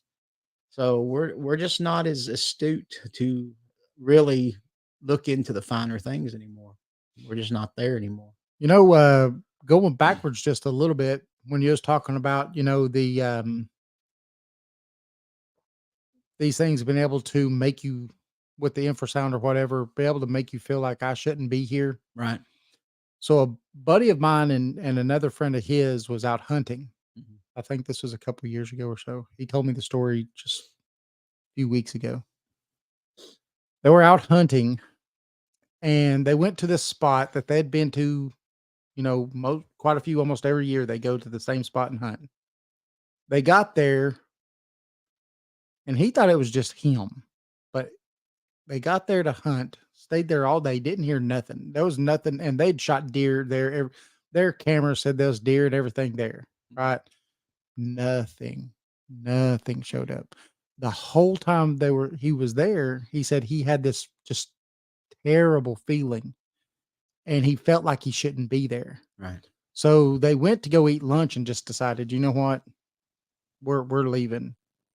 And when they went to leave, his friend confided in him how he felt, and he's like, "Oh, I thought it was just me." Both of them felt that way. Right. Of course, when you hunt, you don't hunt side by side. One's somewhere. And they said that about a week or so later, they decided to go back to that place, pulled up, got out of their trucks, and as soon as they got out of their trucks, it hit them again. Yeah. And I've never gone back to that place and hunted again. Right. Well, that was something similar happened to me when I was a kid. Back in the neighborhood when I grew up, maybe 13, 14, had a 20 gauge shotgun, single shot, going squirrel hunting early on Saturday morning. I walked off the logging trail down into a little area where a creek was running. As soon as I walked down in there, I just got this feeling that I don't need to be there. Just a weird feeling. Everything went quiet. And this is before Bigfoot was ever in my vocabulary. Okay. Right. This was not, I'd seen the mysterious monsters as a kid and I was fascinated with it, but that was the Pacific Northwest. This stuff don't happen in East Tennessee. Okay. Right. It's not there. And I didn't think Bigfoot, but there was something going on and it made me feel very uneasy. And I backed out. I didn't walk out. I backed out. I never went back there. I continued to hunt squirrels up until I moved out of the neighborhood at about the age of 16. And I never did go back. And I've not been back into that area since. I'd like to go back. I have access to it. If I wanted to, I could just ask a friend. He'd take me. But there was just something weird that morning about the whole feel of the place, the whole vibe was just weird. It was a warm, very mild morning. It was just getting sun up. I walked up there in the dark and it was quiet. And I hear a lot of reports about, and this gets wooish. Mm-hmm. You hear reports of where people, like, they walk into a vacuum. It's like they cross a threshold and they go from where there's noise and sounds and crickets and this kind of stuff, just everyday nature. And they cross the threshold and it just goes silent. Mm-hmm. And nothing, there is no noise. And it's like they're disoriented. Once again, there's something going on and it's all around them. And some of them even have walked through it. They walk through this area. They go into this quiet vacuum and then they walk out the other side and there's noise again. But it's just like it's a place. It's in the location, whether it's being caused by an entity, maybe not. Maybe it's just part of nature in that spot at that particular time. A lot of people talk about these vortexes. Mm-hmm. People, it's a portal kind of thing that's just happening. It's natural that we just don't understand it. We don't have a clue. And Right. of course we can't replicate it. We can't recreate it. Therefore, science will say, well, we've got to be able to recreate it in the lab before we can prove that it's real. Right. That kind of thing. Well, there's a lot of things that they're telling us is real that they've never recreated in the lab. Right. So, they don't have the ability to make it, Now, the sun's real, but you've never recreated it in the lab. Yeah. So it's Never made one. Never made one. You might have gotten close a few times, but yeah, I was listening to a podcast a few weeks ago. Had a very well-known Bigfoot. To me, he's an entertainer. Okay, nice guy. I met him, know him. Don't know how much of a hunter he actually is, or an investigator he actually is. Right. But but anyway, he was talking on the podcast, and he said something that was very eye-opening to me. Most of these Bigfoot investigators, researchers, these people who are more well-known, the more popular ones, the ones that get the TV time, Mm, they stay away from the woo. yeah. And he said it wasn't necessarily because they didn't believe in the woo, because a lot of them have experienced it. But what they're trying to do is they're trying to make science interested in the subject to the point where science will actually investigate it. Gotcha. And if they start talking about the missing time and the orbs and- orbs and all this kind of stuff, Yeah. scientists is going to say, whoop, we're not touching that with a 10-foot pole, boys. What was you smoking? Exactly. Exactly. We'll lose our grant money. We aren't going to touch that kind of stuff because that's just not normal. Now, this year at the Bigfoot conference, they've got that place in North Carolina, is it? That's going to be doing the testing, the DNA testing and all that stuff. I heard that. Yeah. Yeah. I don't know how far that's gone. I've not heard anything since that conference about any of that. So. And the guy was like, give us whatever data you have that goes with this evidence that you're sending us, no matter where it goes. Right. We're going to use it with this evidence. Right. And stuff. So yeah, I will say this, and again, I don't know all the ins and outs of all this stuff. I didn't follow it closely enough, and from what I understand, there are some people who have some valid arguments against Melba Ketchum's DNA study, and there may be, I don't know, right. But if their DNA study comes out the same as hers, there needs to be some apologizing, right? Because they raked her over the coals. Yeah. And I don't think they should have done that. That's usually what happens when they don't agree with somebody. They don't agree with something. They just trash it. That's it. Now, if they had a valid reason, I've never heard it. Yeah. Again, I'm not a scientist and I don't know all the ins and outs of everything that happened and all the things that they've said, but they wrote it off. Mm-hmm. And they wrote it off because it included human DNA and an unknown DNA. Yeah. So they certainly don't want us to be kin to Bigfoot, whatever that reason is. I don't know, but makes sense, I guess. But Jeff says on here, he says, we have to keep language intelligent, nothing worse than stoner dude science to turn smart people off. Exactly. Exactly.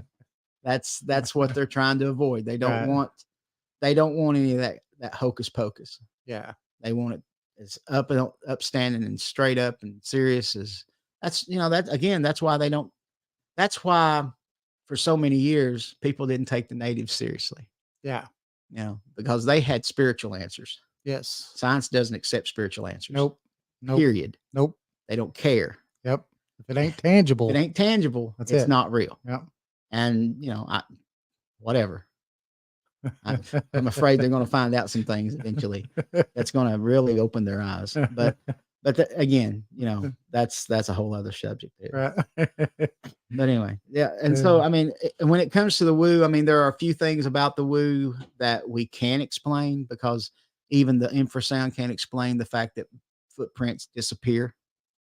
You might find a trackway several hundred feet long and it just disappears in the middle of a field. Yeah, that's something that's always we've even talked about, haven't we, Jason, a lot. Like you'll see one or two steps and then it's gone. And like I said, it's in the middle of a field. Yeah, and the substrate's the same all the way across.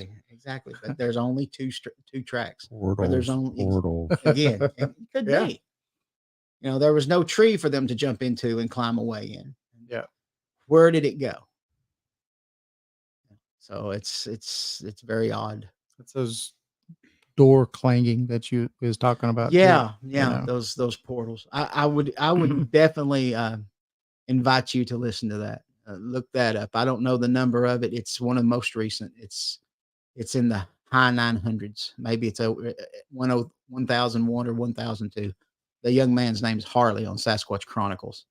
He has some recordings of what he thinks is a dog man. And it may be, but a couple of those recordings sound just like that creaking metal, rusty hinged door. It's creepy as heck. It really is. That's pretty fantastic. So, and again, that sound has been attributed to portals. So, whether or not that's true or not, I don't know. You know, I was sitting on my porch years ago in the same place where my son had his sighting, and I heard some of those sky trumpets. You know, and that's some pretty interesting stuff. and actually, to me, it didn't come from the sky; it came from the ground. It sounded to me like it was coming from under the road.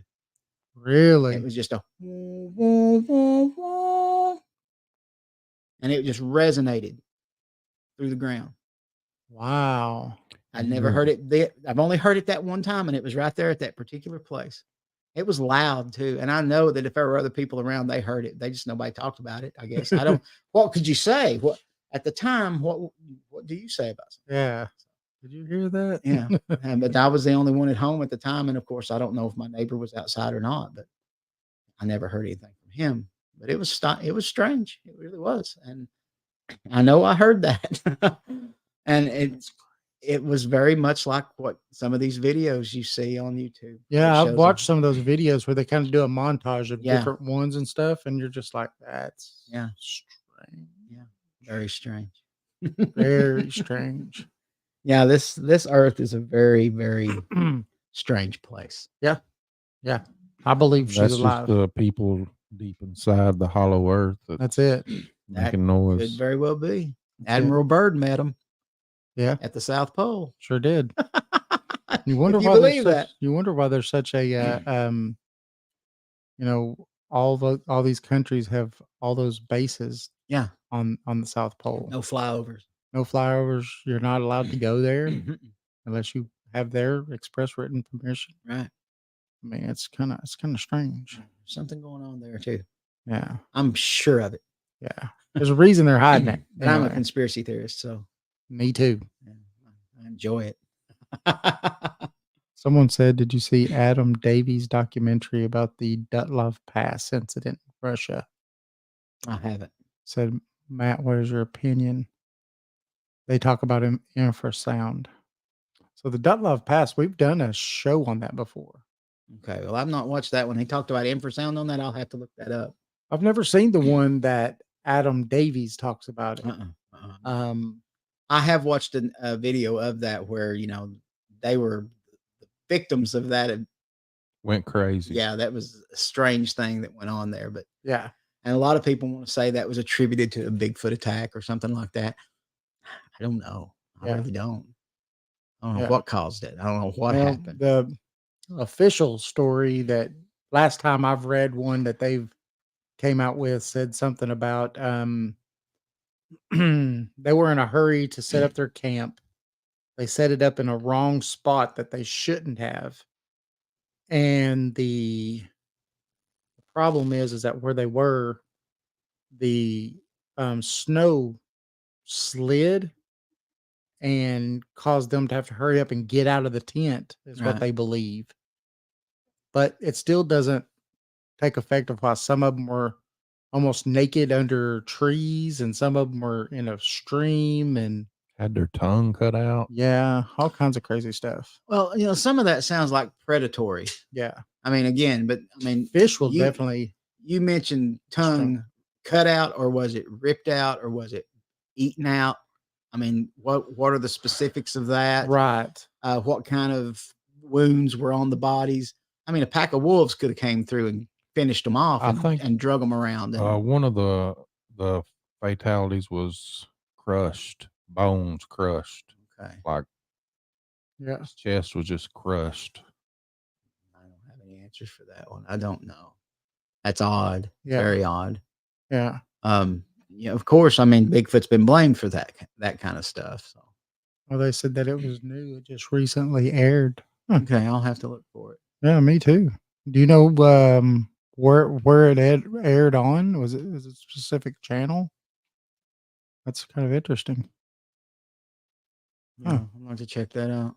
Maybe they'll tell us in a second when they catch up, because we're about 30 seconds forward in time from them. I think. Okay. So See, we're already messing with time. We're time traveling. Space-time continuum's That's already it. been messed with right here. Now, have you ever heard of anybody losing time when they've encountered something like that? Well, there was a story I heard. This is probably not really missing time. And this was on a YouTube video of a fellow I followed, Steve Isdall. I don't know all about him. There's a lot about him people don't like, but then people send him stories and he reads the stories. Good enough, fair enough for me. I'm going to listen to the Is stories. it How to Hunt? Yes. Yeah, Yes. I've watched it. There's a story where a gentleman had some missing time, and quite a bit of missing time. And when he finally got back to where he was supposed to be, he was sick and he had to go lay down. He was exhausted. This kind of stuff's going on. And he noticed that his cell phone had been pinged all around the world. It's like, and I don't know if this is true in every case or not, but if you leave the United States and go to Japan, your phone will sort of greet you and tell you welcome to Japan, that kind of thing. And the time will change and all this stuff. It does. Then, I know I can say it does that when you go to Canada. So. okay, it does that. Yeah. Okay, so that's basically what happened to his phone, but it was all around the world in just a matter of minutes. I think it's like 25, 30 minutes. Wow. Yeah, it was like the way I understand the story, he was abducted by Sasquatch. And in the process of this abduction, this being took him around the planet through portals. Wow. And then brought him back in just a very short amount of time. Like it was 5 or 6 different countries around the world where his phone pinged. Wow. Where he had entered another country all the way around the planet. And that's insane. That's insane. That's woo. Yeah. That's woo right there. Like that's a woo that you can't say that it just happened. Yeah. I mean, I wouldn't even know. You can't just do that. Yeah. I couldn't even begin to explain that because it's not humanly possible Uh-uh. for a cell phone to go around the planet. No. Much less somebody with a cell phone in their pocket Yeah. to go around the planet. Uh-uh. But apparently, according to the man, that's what happened to his phone. That's it. And if I remember right, of course, I don't even remember all of it because I listened to so much and I read so much about this stuff. His phone was taken from him by authorities. What? His phone was actually confiscated, taken away from him. So, no thanks. That's nasty. You don't like candy corn? I don't like candy corn. Sorry. Oh, man. I make teeth out of them, but I don't eat them. Thank you, Michelle, for the candy corn. But yeah, I mean, that's a very strange, wooish story. On Facebook, they said it's on Travel Channel. Okay. All you have to do is just Google Dutloff Pass. They said Dutloff Pass on Travel Channel. Okay. Yep. I'll have to check that out. Yeah. And Jeff does make a good argument there. He says that you could probably read it now. Oh, no, it'll pop up here in a second. But he says that a lot of bodies on Everest are nude. Once they get hypothermia, they start taking their clothes off due to delirium and stuff like that. Yeah, they're burning up. Start getting hot. Yeah. Yeah. Yeah, I've heard that. So that could be why some of them are unclothed. That's a good point. Yeah. I've heard that a lot of times. People, they take their clothes off, which is the worst thing they could do. Yes. But they have this feeling that they're on fire. And yes, they're burning up and they're hot. Yeah. The body is terrible. Sucking all that blood into that one core, doing its best to keep you alive, and everything else is dying. That's it. That's strange, man. That's strange. Jeff says that we need to try candy corn with peanuts.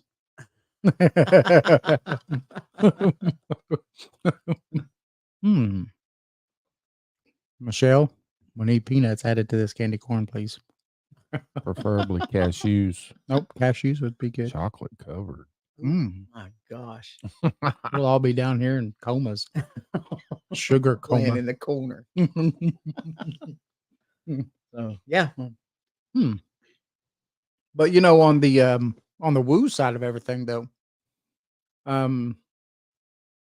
when we start getting into orbs, you start getting into a lot of stuff where people will see what they perceive as UFOs, or in today's age, UAPs, Right. for you younger people who may not know what a UFO is. Right. And then they'll see one of these beings. Yeah. Yeah. And I kind of fall on two sides of this. One, I'm like, yeah, they could be, associated, or they could be closely enough related to us that they're getting abducted just like people get abducted. Yeah. Yeah. I've always thrown out the possibility that humans are abducted as humans and brought back as Sasquatch. There you go. And the genetic manipulation and all that kind of stuff, or maybe they are doing the same kind of things with them that they do with us. Yeah. They're impregnating them somehow and taking their young, and they're doing this and they're doing that. We just don't know what these other beings are doing. Right. And we don't know what the purpose of it is. Yep. I can only guess it's nefarious. Yeah. And maybe they're, again, they're doing it to them just like they're doing it to us. And they could be doing it to other animals as well. It's hard to say. You have a lot of stuff that happens like that because you'll get the cattle mutilations and all the stuff like that. Right. So, Right. They're definitely doing something there. Yeah. They've got reproductive organs missing. Right. Usually eye missing. Right. For some reason, the anal cavities missing. Yeah. Cut out, gone. Yeah. That's kind of weird. Yeah. That is odd. It's very weird. Yeah. But I've also heard some stuff on the other side of it that says that what they think that really is our government has polluted things to such an extreme that these are people working for the government going out and taking test samples from cattle and different things to see, trace elements of whatever it is they're looking for in these specific organs and stuff that it may be in. That could very well be. So what are the long-term effects of some of the things they've been doing? Yep. And they're using it on the cattle, or maybe they're even putting it in the food that the cattle are eating. Maybe. Of course, we've got our contrails going on all day long, all Yes. over the place around us. We don't know what that is. I mean, Heavy metals. Yeah. And yeah. all kinds Can of you stuff. explain the way that the cattle act when something like that happens? I don't know. I mean, Could it be infrasound? Could be. It could be. 'Cause they, Yeah. I mean, it's like they go crazy, and then the next morning they're dead. Right. Yeah. Yeah, kind of wild. That is kind of wild. I never really thought about it that way. Yeah, I don't know what the sound level that cattle can hear. Right. They may hear a little bit lower or a little bit higher decibel than we can. So, or whatever that, the hertz. Yeah. We don't know what that is for them. I'm sure science has that figured out somewhere. Yeah. There's a lot of different ranges of hearing and sight. So, yeah. And we think we've got the sight figured out, but we don't have that figured out either. There are some animals that have much better sight than we have. Yes. But they only see in black and white. Yeah. Now, how do we know that? No, that I think they could look that up through the rods and cones and stuff like it's- that that's in their eyes. it has to do with physical dissection. Yeah. I understand that. Because I got fascinated with this not too long ago. So you know how it's usually more in men than it is in women, but color blindness. Right. They don't see greens and reds and stuff like that. Yeah.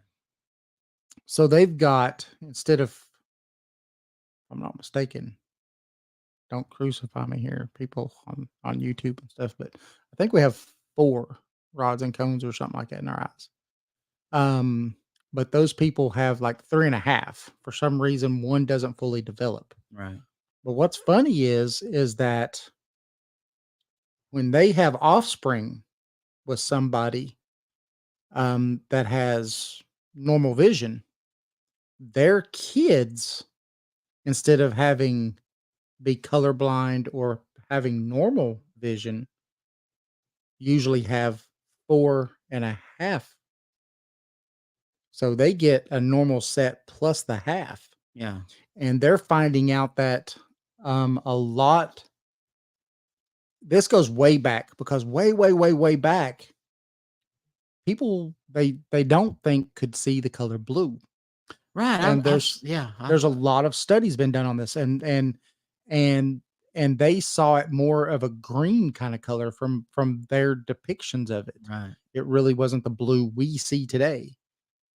And so when these two mix and that you get that extra cone on the eye, Yeah.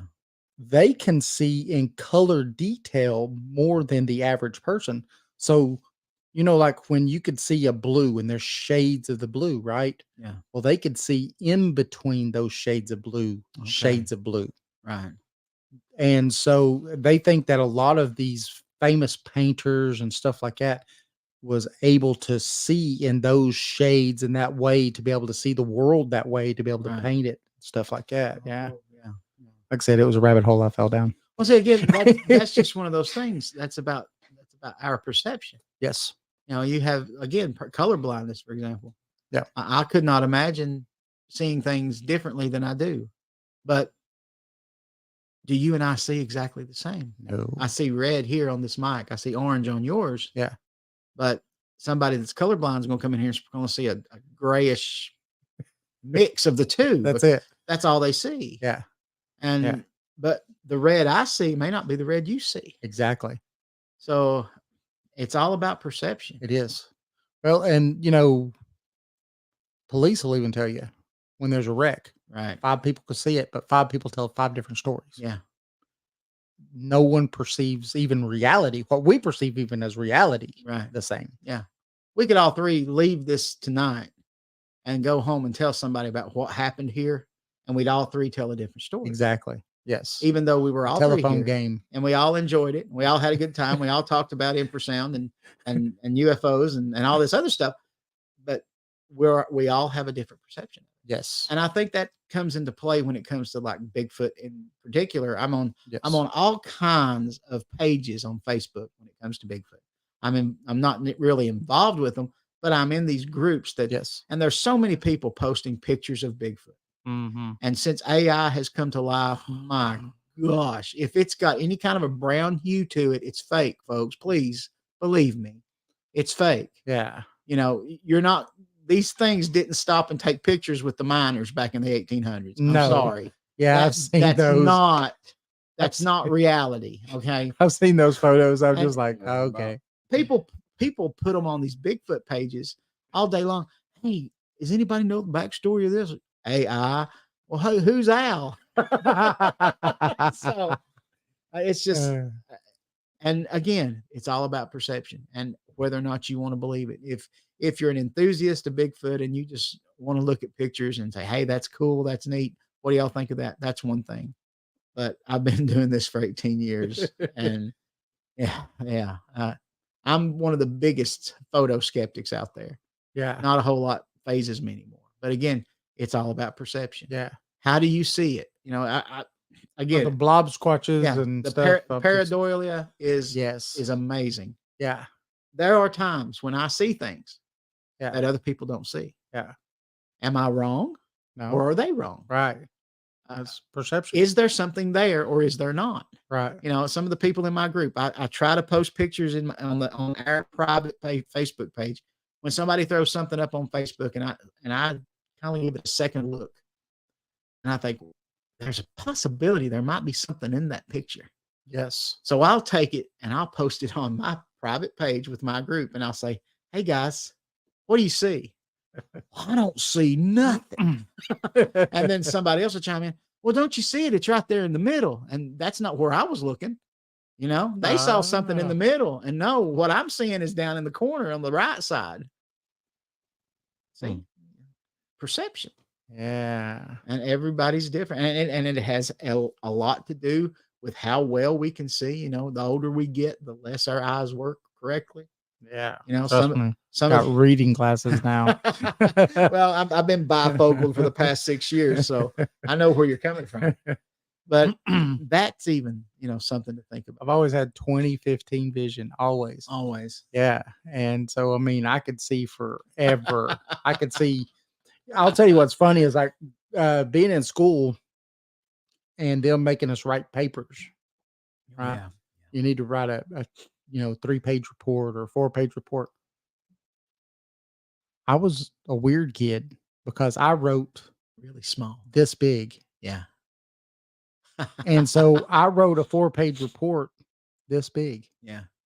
And the teacher's like, you're going to have to learn how to write bigger than that because I had to get a magnifying glass to even read this. And I'm like, what are you talking about? It's normal. Yeah. They're like, no, Susie's is normal. Yours is not normal, Right. Yeah. So, Yeah. Exactly. Perception. I didn't have that problem very long at all. Most people can't even read my writing, but I can read it just fine. So Right. that's my perception. I know what I'm saying here. I know what I wrote down. Yeah, it's all about that kind of stuff, and everybody sees things a little bit differently, and everybody understands things a little bit differently, and it's just an odd thing, and so many of us are getting so far away from the basics Mm-hmm. of common sense. Yes. Yep. We can't even make out the truth anymore. Right.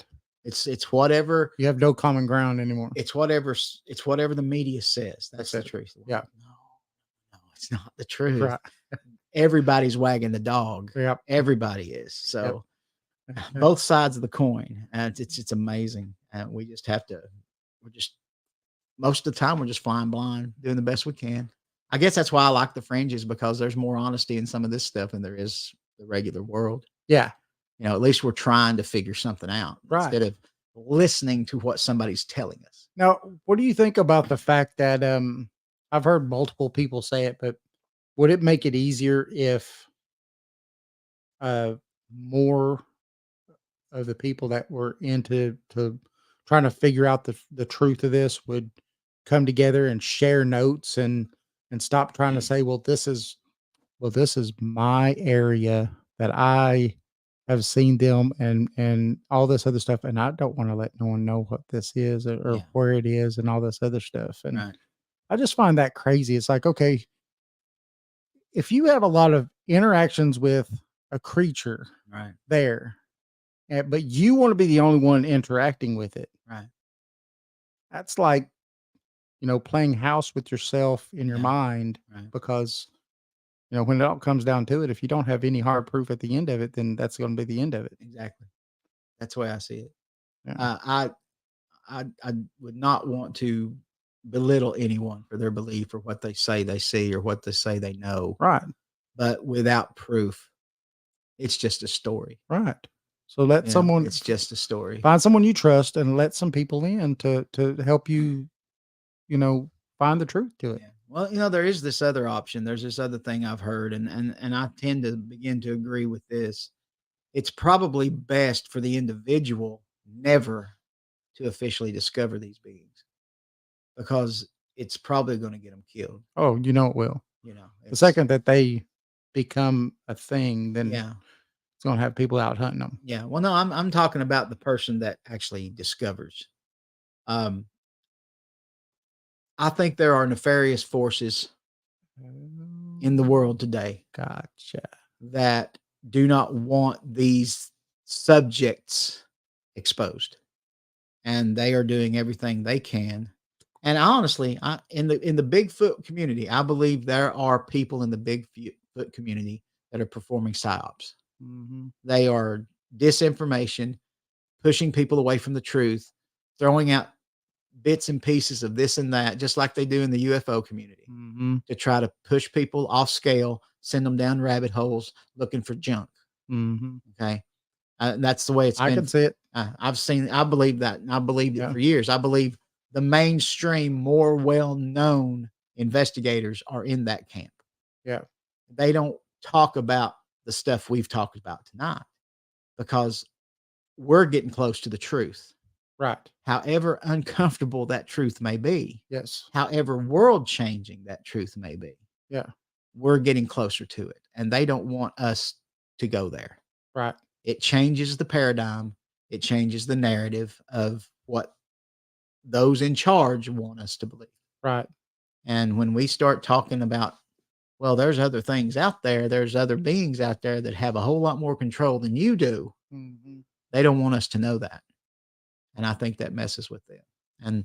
And that could probably cause a lot of problems for those who discover, I've even over the years, I've thought of these scenarios that, if I somehow discovered or had before me the carcass of a Sasquatch, because I'm certainly not a killer of a Sasquatch. I'm not going out to hunt one to kill one. I'm not doing that. That's not me. And that's not my group. But if, let's just say I'm driving home tonight and I hit one and that Toyota is totaled, but that Bigfoot's dead. I've got some phone numbers I'm going to call before I call the cops. Come and get this thing. Yeah. We're going to draw it and we're going to quarter it. And we're going to take a leg here. We're going to take the head here. We're going to take an arm there. We're going to take this thing and hide it until we can find somebody we can trust. But then who can you trust? Exactly. Because we're- everybody you're thinking you're going to trust is probably tied somewhere, Somewhere. Especially DNA Yeah. people and stuff Yeah. like that. Because there's I mean, a lot of stuff that they do. what happens what happened years ago, back when these farmers were digging up bones in Ohio and out west, and the Smithsonian came and got the bones, and now the bones this are is gone. awesome. Yeah. Let's go take a look at these. Yeah. Very Mhm. interesting. Whoops, we lost them. We don't know where they are. They know exactly where they are. Yeah. Well, in every one of those cases too, you see in the newspapers, right? Smithsonian came, took bones. Right. Smithsonian came, and Smithsonian was like, we didn't do that. No, we didn't do We that. weren't there. Yeah. The same thing happened with the guy that supposedly found all that stuff in the Grand Canyons. Yeah. Right. Smithsonian gave them all the money and everything to go out there. They brought a lot of stuff back, and then now it's a no-fly zone. You can't even fly in there. Yeah. They did kind of like what they did up around my house up at Norris. There are stories coming from the old folks from Norris before they ever put that dam in up there, that there were Native American sites where there were ancient ruins, pyramids under that lake. Really? Yeah. And TVA dismantled a bunch of that stuff and took it to some warehouse somewhere and hid it. Wow. This was back before they could get in a whole lot of trouble for digging up bones. You know what I'm saying? Before they had any respect for the native people of this country. Yeah. They did it all the time. And if it was in the way of the government prospering, they were going to do it. And they've done that for years to these folks. They've done it. If we want the land for something, we're going to get it no matter what. That's it. And, there's all kinds of stories of these ancient, like I think they call them the Mississippians. Yep. The race of the tribe that lived there. Yeah, I've been to a bunch of their mound sites and stuff. So I'm fascinated with all that. Yeah. So that kind of stuff happened up around home. And there are caves that the government has come in and they've put huge bars and cages. So you can't walk in. You can't go in those caves anymore. They've shut them down so you can't go in. Really? Who knows what's in those caves? I know some of the old folks who probably died off now, they knew exactly what was in those caves. And they told their families about some of the stuff they found in those caves. But then the government came in and hid all that stuff and took it out or blocked it up because they don't want us to know the real history of mankind. Oh, yeah. Oh, yeah. They don't want us to know the real history of what's been going on. And but when you push that narrative back, I think that, and this is going to touch on a bad thing for a lot of people, I think, but I think one of the reasons they want to keep the fact that, especially when it comes to the Native Americans, all the way down to the Mayans and Aztecs and all the way down even into South America, where the Mayans and everything, there's proof that they had contact with the natives here. Yeah. But they say, nope, there wasn't. There's no trading. There was no nothing. That's a lie. But we have proof of it. Yeah. Tons of it. It's everywhere. Yeah. You go to just 3 or 4 of these museums around and you look at anything Mesoamerican, right, and they match, Right. not only in iconography and different things like that, but in a lot of other ways too. And so I think that Facebook says, are we in the third hour? No, not yet. I think that the reason they don't want that to be the fact is that it would also make them Native Americans Uh-huh. and it would give them rights, Yeah. Yeah. Right. to the Americas. Yeah. And, and look, I'm for things that we need to do and have proper borders and things like that. For sure. But if people are native to this country, they should have access to their heritage sites and stuff like that. That's native to them. Yeah. Oh, I saw something the other day, where there is a temple in an Aztec or Inca or Mayan, I'm not sure which it was, community, ancient temple that was built in one of those cities in Central America, that is identical to a temple in Cambodia. Identical. And that's the only other side of the planet. Right. So, I mean, you don't just come up with the same ideas. And another thing I saw once, you mentioned the Mayans and the Aztecs coming to this country. There are some people who believe that, the state of Michigan, we say it Michigan, but that was initially an ancient native word, Michigan. Yeah. Which is, in fact, a word used in one of the Central American tribes down there. Right. And I don't know exactly what it meant, but it was, this one scientist believes that the Aztecs or the Incas, one of those groups, actually originated from Michigan. Right. And went south. Yeah. For the weather, Right. basically, and stayed down there. Well, when a lot of the first Europeans started coming in, so your Spaniards, right? They landed in Florida, and those are 3 different types of natives there, and they all had Maya in their name. It was Maya something, Maya something. The last of it was different, but every one of them were Maya something another. Yeah, and they were Mayan Indians living in Florida. Right. And so, but these are things that you don't hear of. And there's actually a lake or something there that's actually named after them. Right. That's in Florida. Right. So it's just, it's strange. The thing that got me really good with it is if you go up to Georgia, a place called Brasstown Bald. Okay. They found a site that's in between 2 mountains where they come down, been terraced off, have buildings built out of stone. Right. Which no Native Americans, as far as we know, in the Americas built with stone. They would in the West, they would build with clay, right, but not with stone like they did in the Mesoamerica area. Right. And it looks like a Mayan site.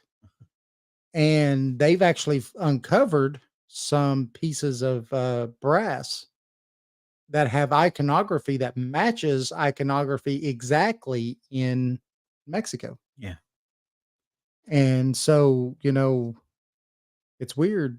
Yeah. And some people have done some digging and stuff, and the Maya blue that they painted all their sacrifices with, their temples with, and everything else, it was palygorskite clay and a few other ingredients.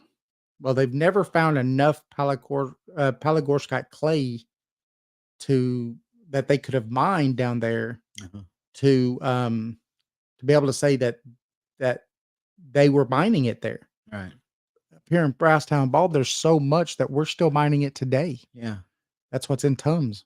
Right. But they actually found these huge pits over there not too far from where this site is. Right. Palygorskite clay. Why would the powers that be determine that this is something that we don't need to know? Right.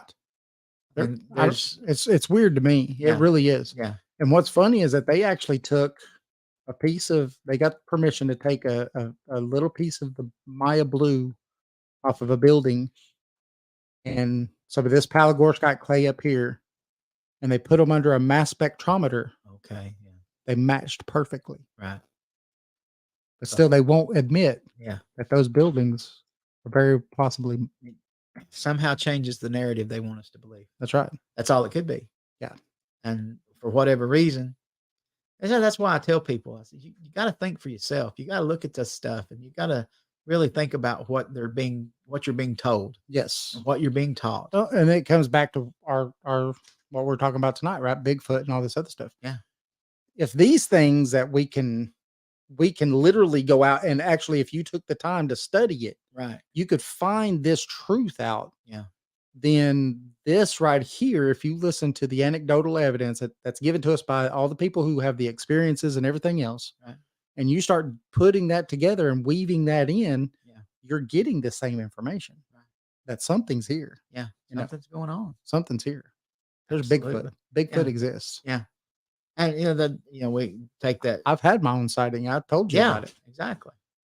You're the first person I was like, yeah, you hit me up. I know I was late at night. it's or like early. 11 o'clock. Yeah. It was 11 o'clock my time. And so Yeah. that had to be like 12, 1, 2 like o'clock 2 your a.m. time here. I think I woke up and said, oh, boy, You did. You was like, congratulations. hey, just saw this. This is Yeah. awesome. So great. Yeah.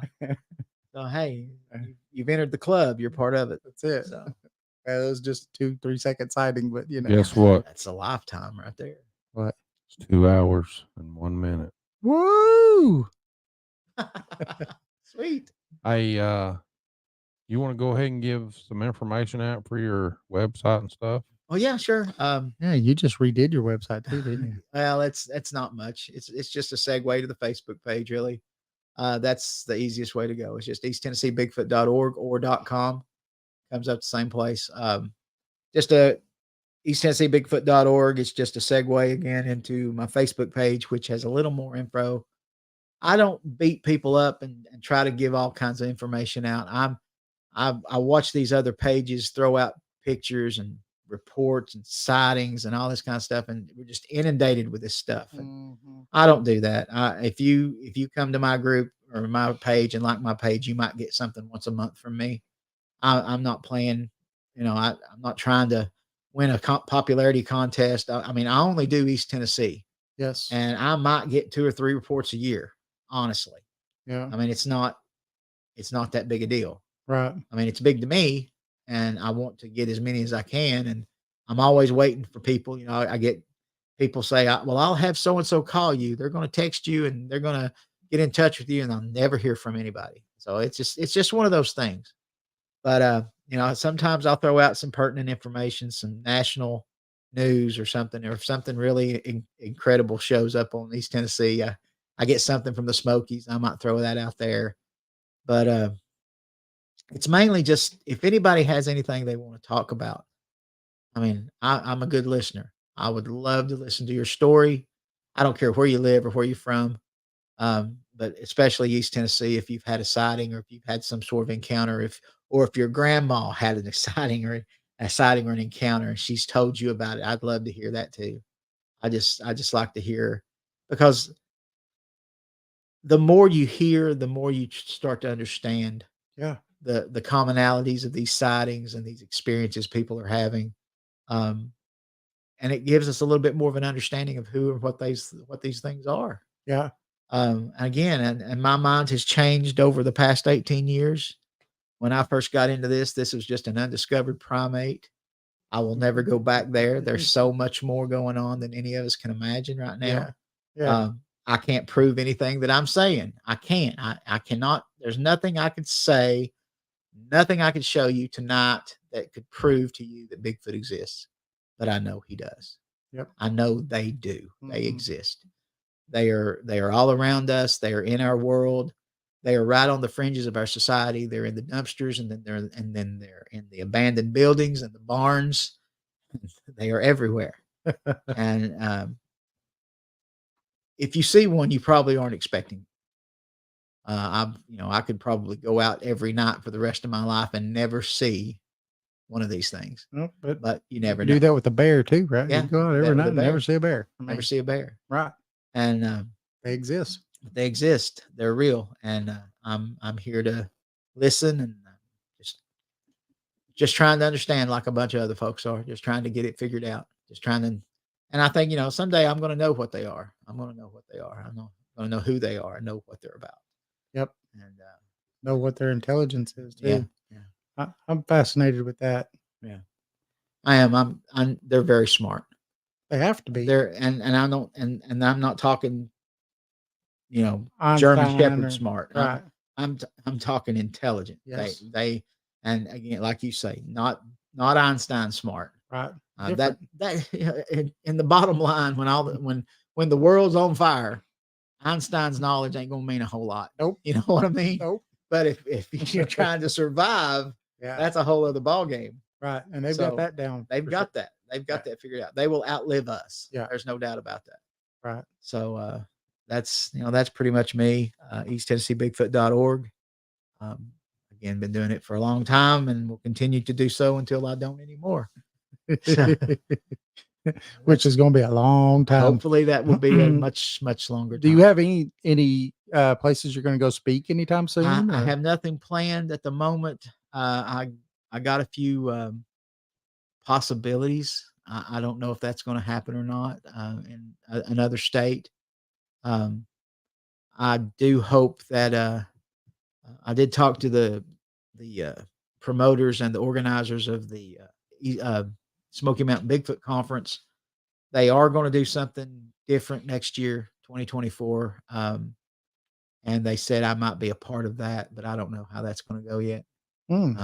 They're wanting, what he said to me was they were trying to find a group of different Appalachian Bigfoot researchers and investigators to do a roundtable, Oh. just to talk about some of the different things that we find in our area. Well, that's yeah. interesting. But I don't know if that'll actually take place. It's still preliminary, so I might get the opportunity to be a part of that. But other than would be that, cool. no, I sell my t-shirts at the festivals and stuff like that to make a little bit of money to buy t-shirts and sell them at festivals.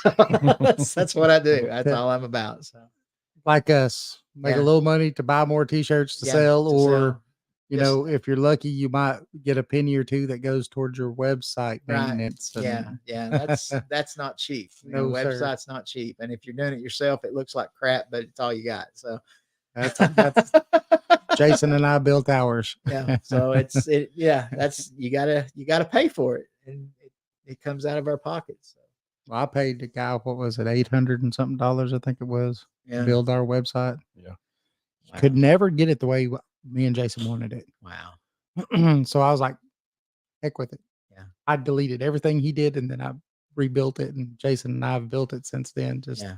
maintained it and done whatever, because I think we knew our vision better than someone else did. So Right. Yeah. I know what you. I mean, It's like that book cover. Oh man, I had somebody create a new book cover. right. Lord have mercy, the things they sent me. Really. It was just like a crayon Yeah. coloring book. I said we need something a little more realistic. Yeah. yes. Right. So it looks pretty good now. Yeah. So we'll be seeing it in maybe a couple months. Right. Well, actually, Hopefully. I've written 13 chapters so far. Oh yeah. Ooh. I don't know if it'll ever be released. I just don't know where to go with it from here. It's too short. It's just not long enough. I want something that's at least 100 pages. And Yeah. I might have 30, 40, something like that. Maybe if I wrote really big. like Right. You know, Sasquatch that's David. what our little book. Oh, wow. It's short. That's our new cover that Jason paid for to have made. Yeah. You get to see it before anyone else has ever seen it yet. Wow. That's cool. That's really cool. Yeah. Yeah. I'm impressed. That's impressive. Yeah. Yeah. That's going to look good on a book. Absolutely. That would look good on Paranormal 411 page. Yes. That's Yeah. a page. That's a background. Yeah. for sure. That's really nice. Yeah. Jason, he told me, he's like, so, we're writing that book and it's really a follow up to the book we have now. Right. That one we hurried up Yeah, we and tried threw to it out. get it done. And so this one we're taking our time. It's going to be right. It's going to be 100 plus pages. It's going to, it's going to be a lot better. Right. Um, You're going to include some of the same stories, or it's all new? I think we're going to have some of the same stories in there. Right. But a lot of new stories. Right. And we're wanting a lot of, again, like it is East Tennessee hauntings and lore. So Yeah. we're trying to go with some, Bigfoot encounters and UFO encounter, just all different, the gambit of stuff Right. from our area. Yeah. And have it in the book. And yeah, it's gonna be nice. But Jason, he paid for that. The first, what was it, 8 they sent us? Yeah. Dude, I was like, Yeah. there ain't no way. And Jason's like, nope, there ain't no way. And he's like, look, this is what I want. And then finally they gave us that. And we're like, Yeah. yeah, that's nice. Yeah, that's nice. That's really nice. Yeah. Wow. So if we're lucky, Yeah. by the time the next Bigfoot conference comes around, Yeah. that will be sitting on our table. You'll have it ready. Yeah. Very good. Very cool. Yeah. Let me, you made me think, you talk about new stories. I was at the Crossville Festival just a few weeks ago. Had a gentleman come up to me, had a kid on his shoulders. He couldn't come into the tent where I was, so he was standing beside the tent talking to me. And he's telling me a story about his mom. So when his mom was 16 years old, her and some of her teenage friends went out in the woods playing around, goofing off. And one of the boys had a machete, and he was blazing the trail for them. He was cutting the weeds and cutting the sticks out of the way so they could just keep going. Well, in the process of doing that, they ran into a Sasquatch. It appeared before them. Well, the boy threw the machete at the Bigfoot, and they all turned and ran. When they got back to the girl's house, that machete was stabbed through the hood of the boy's car into the carburetor. What?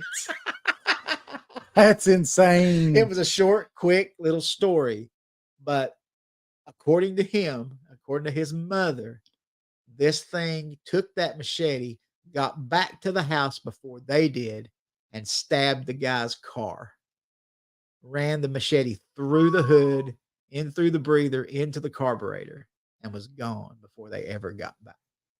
And they were running. That sounds like some scary movie stuff. That's a short story. That's one of those creep show. Yes, because I mean, short films. You look at the old Friday the 13th. Yeah. Jason, right? He's this guy out in a hockey mask, right? And you're running, and this guy's like walking behind you. Yeah. And the next thing you know, you trip and fall, and he's in front of you. You know, and you're like, "How did you do that? You were just walking, right? You never ran. You didn't even start running. Yeah. You know, but you're in front of me now. Yeah. That's what that sounds like. That's creepy. Yeah, I love that story. That's awesome. I thanked him doubly for that. I think, man, I appreciate you telling me that. That made my week. That's one of the creepiest stories I ever heard. Sasquatch. I mean, he didn't kill him. No, but he was angry enough to stab that car. So that tells me that he was watching them when they ever come into the woods. He knew where they were come from. Yeah. And he probably watched the boy get out of the car with the machete. That was his car. I'm taking care of his car. Yeah, he threw this at me. Huh? Yeah, I'll show you what you're gonna get. Wow. That was all kinds of bad stuff right there. That's crazy. But see, it also shows you something else too. He could have killed them. If he could have done that, he could have definitely have taken care of every one of them. He could have killed every one of them real quick. But he chose not to. Right. And then he made a point at the same time, right? He said, "Hey, don't come back because I know where you live. Exactly. And if I could stab this through all this stuff, just like what I could do to you." Yeah. Just, you know. That's intelligence. Yes. That's manipulative intelligence. Yes. That's psychotic intelligence. Yeah. Well, that's the ability to use psychology too, right? Because you're taking it to the next level, saying, How do I get it to where these people never come back in here again? Exactly. I know what to do. I know. Exactly. I'll get there before them Yeah, and leave, and they'll never see me again. exactly. That's just, Yeah, that's that is a good story. yeah, yeah. What do you think, Jason? What would you do? Would you have thrown it or would you have ran? You know me. Jason would have. He carries shotgun. I wouldn't shoot it. I'd No. shoot up in the air. Then I'd look at it and it'd look at me. Then it'd smile and I'd smile back. No, Be like Harry and the Henderson. yeah. Come in and start burying your heads in your house. I love that movie Yeah, as a that's kid. funny. That's funny stuff. I think what I thought was funny about that movie was the fact that they made him, instead of being a carnivore or anything, he Yeah. didn't eat meat. He was, Well, he he was ate fish. vegetarian. He loved Yeah. the fish. He liked the fish. Yeah. He was eyeballing that goldfish. Yeah. All over that. All right. All right. Been listening and watching Mr. Matt Seeber, Thanks for having me. The guys. man, the myth. the Right here. legend. Yeah. This is his logo behind us right here. I appreciate y'all very much. Thank you. Hey, thank you for coming on. What do you Oh, think yeah. about that logo behind us? It's nice. Looks good, doesn't it? Yeah. It's sweet. We need a green screen over there. Yeah. Hey, I got that on t-shirts, by the way. You know, if anybody's interested, they can pick me up. Yes. I need walking advertising billboards. That's what I need. I need one. I think I bought one from you the very first day. I think I was one of the first people that bought one from you. Yeah. I've got one upstairs actually. Cool. I do. You should have wore it. I should have worked today, right? Instead of this. I mean, everybody knows what they're watching. Instead of that rag. Yeah. I know. That old By rag. the way, I will be expecting one of those. So Yep. I got your size, so Yeah. get me one of those in. yeah, I will. All about it. All right. Goodbye, Matt. Goodbye, You're fellas. going off the screen. Love you guys. Love Oh, you yeah. too. Thank you for coming Sure thing. again. Sure thing. So remember, we are live on Spreaker, Podbean, Facebook, and YouTube. And tonight we've been talking to Mr. Matt Seeber. Yeah. Listen to that. If you're looking to find us, you can do that at paranormal411.org, paranormal411 on Facebook, YouTube, and Twitter. Tonight, every Saturday night, 10 p.m. Eastern Standard Time, WDJY-FM.